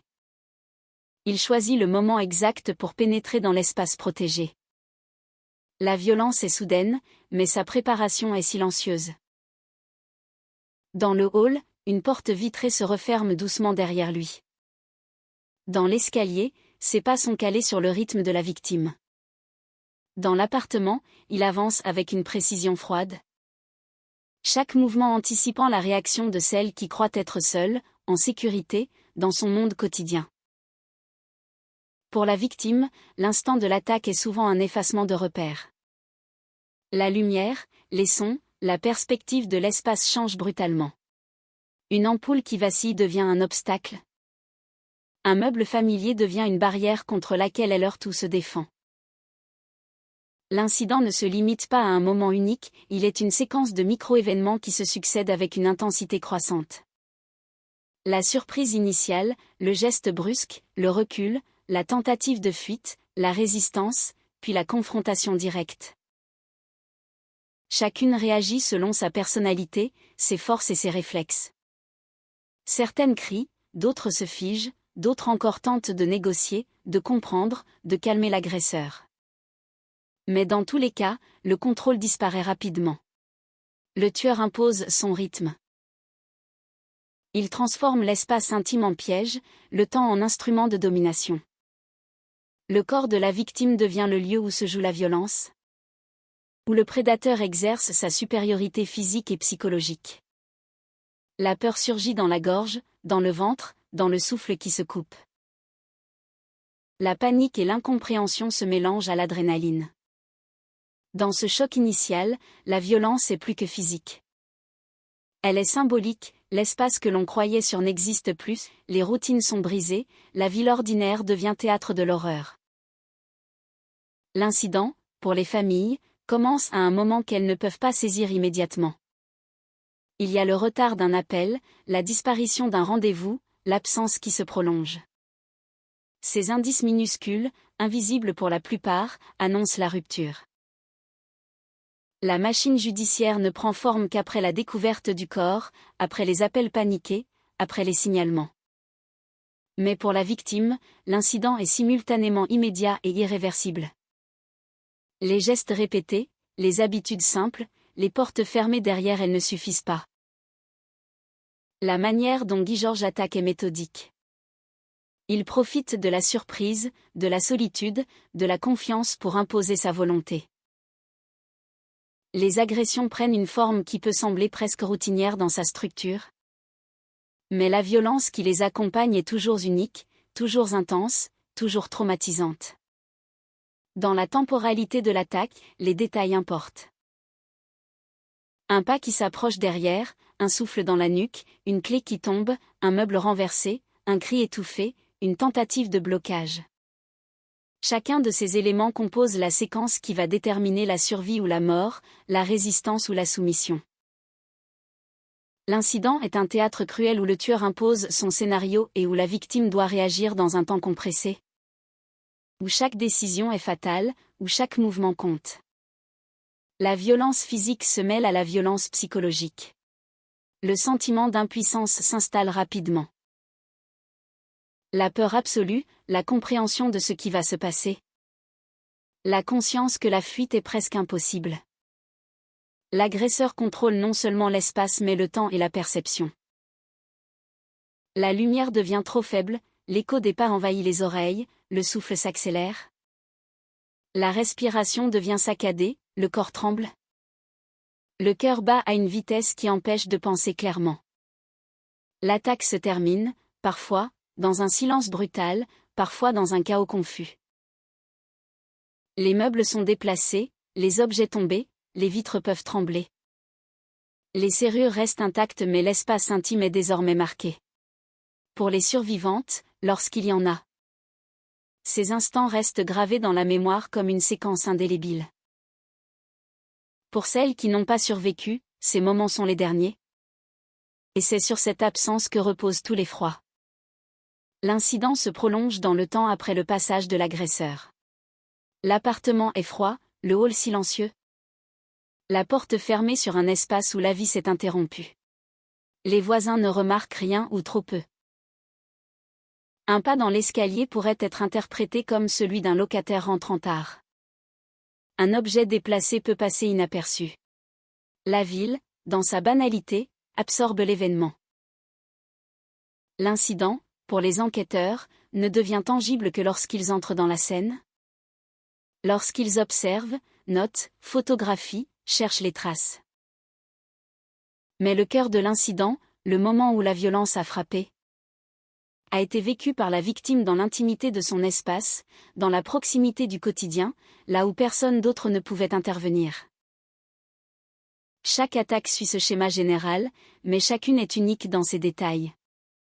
La disposition du mobilier, l'éclairage, le timing, la réponse de la victime. La manière dont l'agresseur manipule le corps et le psychisme. Ces micro-variations rendent chaque crime à la fois prévisible et imprévisible. L'incident est aussi la manifestation de l'intention du tueur, il choisit la victime. Il exploite le lieu, il impose son rythme, il s'assure de la solitude, il se déplace avec calme, il frappe avec précision. Chaque acte de violence est un message silencieux qui dit que l'espace n'appartient plus à celle qui l'habite mais à celui qui décide de le profaner. Le quotidien est suspendu. Les gestes ordinaires se chargent d'angoisse. Les clés entre les doigts, le sac serré sur la poitrine, les pas pressés. Les regards autour de soi deviennent des instruments de survie. L'incident est le point de basculement où la normalité est brisée. Où le temps ordinaire est remplacé par une temporalité dictée par la peur. Où le monde de la victime se contracte jusqu'à ce qu'il ne reste plus qu'elle et l'agresseur dans un espace limité, dans un moment extrême. Il précipite la vie dans l'irréversible. Il marque non seulement le corps, mais la mémoire de l'espace et du temps. Il devient l'écho silencieux qui poursuivra les proches, les enquêteurs, et, plus tard, tous ceux qui tenteront de comprendre. C'est dans ce moment précis, dans ce basculement brutal, que l'histoire de Guy Georges prend sa forme la plus immédiate et la plus violente. Elle commence dans des appartements ordinaires, dans des rues familières, dans des halls et des cages d'escalier banales. Et c'est précisément cette proximité avec le quotidien qui rend l'incident si déstabilisant, si effrayant et si bouleversant. Les micro-événements qui composent l'attaque sont autant d'éléments que la mémoire et la police tenteront de reconstruire, mais aucun ne peut ramener la vie perdue. Le temps s'arrête, l'espace se contracte, la ville continue comme si de rien n'était. L'incident est à la fois court et éternel, unique et répétitif dans la série. Banal dans sa forme extérieure et monstrueux dans ses conséquences. Il ne se déroule pas comme dans un récit romanesque où la tension monte progressivement, il frappe immédiatement. Transforme l'espace en instrument de domination et impose au corps et à l'esprit de la victime une intensité extrême. C'est dans ce mélange de familiarité et de menace que réside la nature effroyable de l'incident. Que se trouve le moment central de la tragédie qui se répétera, avec ses variations. Tout au long des années où Guy Georges agit dans l'Est parisien. Il n'y a pas de rupture spectaculaire dans le monde extérieur. Pas d'alerte massive. Pas de tumulte. Le monde continue, indifférent, tandis qu'une vie bascule. Et c'est cette brutalité du contraste entre l'ordinaire et l'extraordinaire qui définit l'incident et qui le rend si profond dans l'histoire des victimes et dans le cadre de l'enquête qui suivra. Lorsqu'on pénètre dans l'un des appartements où Guy Georges a frappé, la banalité du lieu choque d'abord par son évidence. Rien ne semble indiquer, au premier regard, qu'un drame vient de se produire, et pourtant, chaque détail trahit la violence et la perturbation. Les lampes sont encore allumées, mais leur lumière semble trop vive pour l'instant, projetant des ombres qui dessinent des formes inattendues sur les murs et le mobilier. Les objets sont déplacés. Non de manière chaotique, mais comme si un corps avait été poussé, tombé, heurté avec une brutalité ponctuelle et mesurée. Une chaise renversée, un tiroir entrouvert, un livre tombé au sol, ces indices, infimes pour un œil non entraîné, deviennent des pièces d'un puzzle tragique pour les enquêteurs. Le silence est oppressant, amplifiant chaque bruit que l'on fait en marchant sur le parquet ou le carrelage. Le souffle semble retenir son rythme, comme si l'espace entier savait qu'un crime venait de s'y jouer. L'odeur de la pièce, parfois celle du repas refroidi sur la table, parfois celle plus subtile du corps et de la sueur mêlée à la peur, ajoute une dimension sensorielle que les policiers doivent intégrer à leur observation. Chaque déplacement doit être calculé. Chaque contact avec les objets évité autant que possible afin de préserver les traces invisibles qui diront l'histoire du passage du tueur. Les premiers indices sont souvent infimes, presque négligeables. Mais leur accumulation dessine peu à peu la chronologie du drame. Une empreinte sur un interrupteur, une poignée de porte légèrement souillée, un cheveu isolé, un fragment de tissu ou de vêtement. Le corps laissé dans une position qui n'est ni naturelle ni complètement aléatoire. Ces éléments racontent le conflit, la résistance, parfois la fuite interrompue, parfois la sidération. Et permettent de comprendre comment le criminel a imposé sa volonté dans l'espace. La lumière, la position des objets, la disposition des meubles, le moindre bruit, tout devient élément de reconstruction. Les policiers observent le sol, les murs, le plafond. Ils photographient chaque détail, mesurent chaque angle, relèvent la position des corps. Notent les traces de lutte, les déplacements d'objets. Les perturbations de l'ordre habituel de la pièce. Ils cherchent des traces de sang, des empreintes digitales, des cheveux, des fibres. Des fragments qui pourraient relier la scène à un individu connu ou inconnu. La précision est cruciale, car ces indices minuscules peuvent devenir déterminants dans l'identification du tueur, dans la mise en évidence de son mode opératoire et dans la création de liens entre différentes scènes de crime. Chaque appartement raconte une histoire spécifique, mais les similitudes apparaissent peu à peu. L'intrusion par une porte d'entrée, l'approche silencieuse, le moment exact choisi pour frapper. Le recours à la force et à la surprise, la manière dont le corps est manipulé.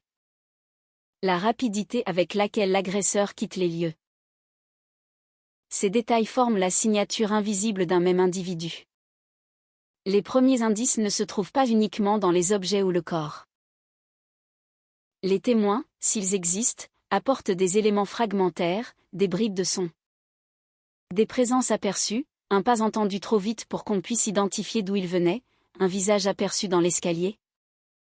Un cri étouffé qui ne résonne que dans la mémoire de ceux qui l'ont entendu. Ces informations sont souvent difficiles à vérifier, à dater, à interpréter. Mais elles sont essentielles pour compléter la lecture de la scène de crime. Les enquêteurs doivent jongler entre les faits matériels et les témoignages humains, entre ce qu'ils voient et ce qu'on leur rapporte. Entre l'immédiateté de la scène et la distance temporelle qui s'installe lorsque la police arrive parfois plusieurs heures plus tard. Chaque seconde compte, chaque déplacement imprudent peut effacer une preuve. Chaque regard inattentif peut passer à côté d'une information cruciale. La lumière naturelle qui filtre par la fenêtre ou la faible lueur d'une ampoule suspendue au plafond devient un instrument d'analyse. Mettant en relief des empreintes invisibles, des traces de pas, des éclaboussures microscopiques. L'odeur et la texture des lieux participent également à la compréhension, un sol légèrement humide.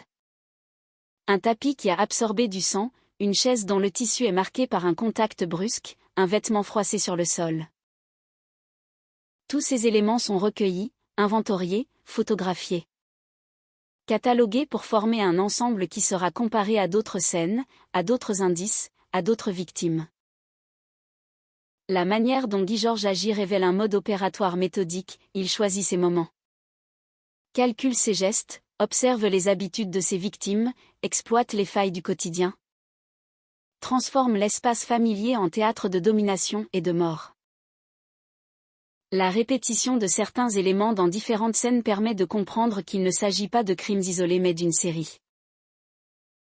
Cette constatation est essentielle pour l'enquête, car elle permet de relier des incidents qui auraient pu rester indépendants, de croiser les indices, de construire un profil et de prévoir, éventuellement, la manière dont le criminel pourrait agir à nouveau. Les premiers indices ne sont pas seulement matériels, ils sont également psychologiques. La façon dont le corps est disposé, les objets déplacés, les traces de lutte, tout cela traduit la peur, la résistance, l'angoisse ressentie par la victime et l'intention du criminel. La lecture de la scène devient ainsi une reconstruction mentale de l'instant du crime, une tentative de comprendre l'enchaînement des gestes, la décision du tueur et la réaction de la victime. L'accumulation des preuves physiques, combinée aux témoignages et aux observations, commence à dresser un portrait partiel de l'agresseur. Chaque scène étudiée révèle des détails qui se répètent, des comportements qui se recoupent, des méthodes qui s'installent. Le regard des enquêteurs se raffine au fil des découvertes, une manière d'entrer, une approche silencieuse, la manipulation du corps, les gestes précis pour éviter ou provoquer certaines réactions. Les indices initiaux permettent aussi de comprendre le profil psychologique du tueur. Sa capacité à planifier, son contrôle sur la victime, sa maîtrise du temps et de l'espace. Sa détermination à imposer sa volonté et à disparaître ensuite dans l'anonymat de la ville. Les scènes de crime deviennent ainsi autant des archives de violence que des sources d'informations essentielles pour la police. Chaque détail compte, et chaque détail peut faire la différence entre l'impunité et l'arrestation. Les premiers indices sont fragiles, souvent presque invisibles. Mais leur accumulation crée une cartographie de la violence. Un fil que les enquêteurs suivent pour relier les crimes, identifier l'auteur, comprendre sa logique, anticiper ses mouvements. Cette étape, cruciale, fait apparaître l'ampleur de la menace et la nécessité d'une rigueur extrême dans l'analyse. Chaque empreinte, chaque cheveu, chaque tache, chaque déplacement d'objet. Chaque observation d'un témoin contribue à l'élaboration du dossier.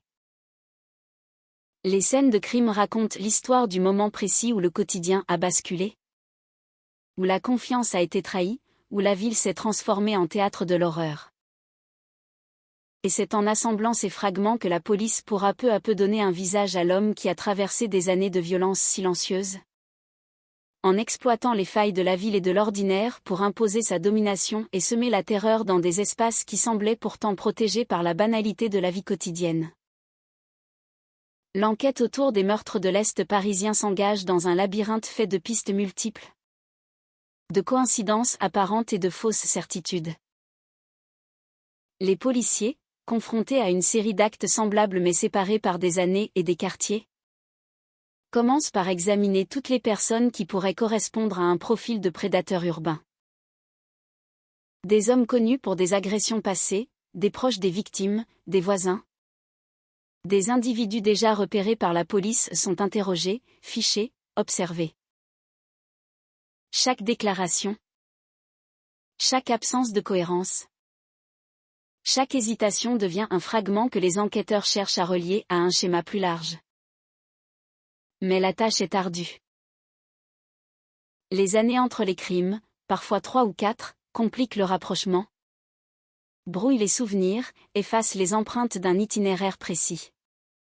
La diversité des lieux, des conditions et des moments rend chaque scène partiellement isolée. La ville est vaste, ses habitants nombreux, et le criminel reste mobile, discret, presque invisible. Les premiers portraits robots sont élaborés à partir des récits des survivantes. Mais les témoignages sont partiels, fragmentaires. La peur, le choc, la confusion affectent la mémoire des victimes, qui ont souvent seulement quelques secondes pour observer leur agresseur. Les policiers doivent extraire de ces bribes des éléments cohérents pour commencer à tracer une silhouette. Chaque tentative d'identification entraîne son lot d'incertitudes. Des hommes sont reconnus par certains témoins mais écartés par d'autres. Des empreintes génétiques, conservées dans des laboratoires différents, ne sont pas encore croisées avec d'autres scènes. Les enquêteurs passent des heures à recouper des fiches, à vérifier des adresses, à interroger des amis et des voisins, à retourner dans les lieux pour confirmer ou infirmer les détails rapportés. Chaque avancée potentielle bute sur un obstacle technique, humain ou matériel. Les suspects se multiplient, et le fil conducteur semble s'évanouir à chaque détour. Le doute s'installe parmi les équipes. Parfois, un signalement prometteur mène à une impasse. L'homme observé à un endroit précis est rapidement écarté. Sa présence justifiée par le travail. Un rendez-vous. Une famille. D'autres fois, des individus déjà connus pour des violences antérieures sont interrogés mais n'apparaissent pas correspondre au profil général que l'enquête est en train de dessiner. Cette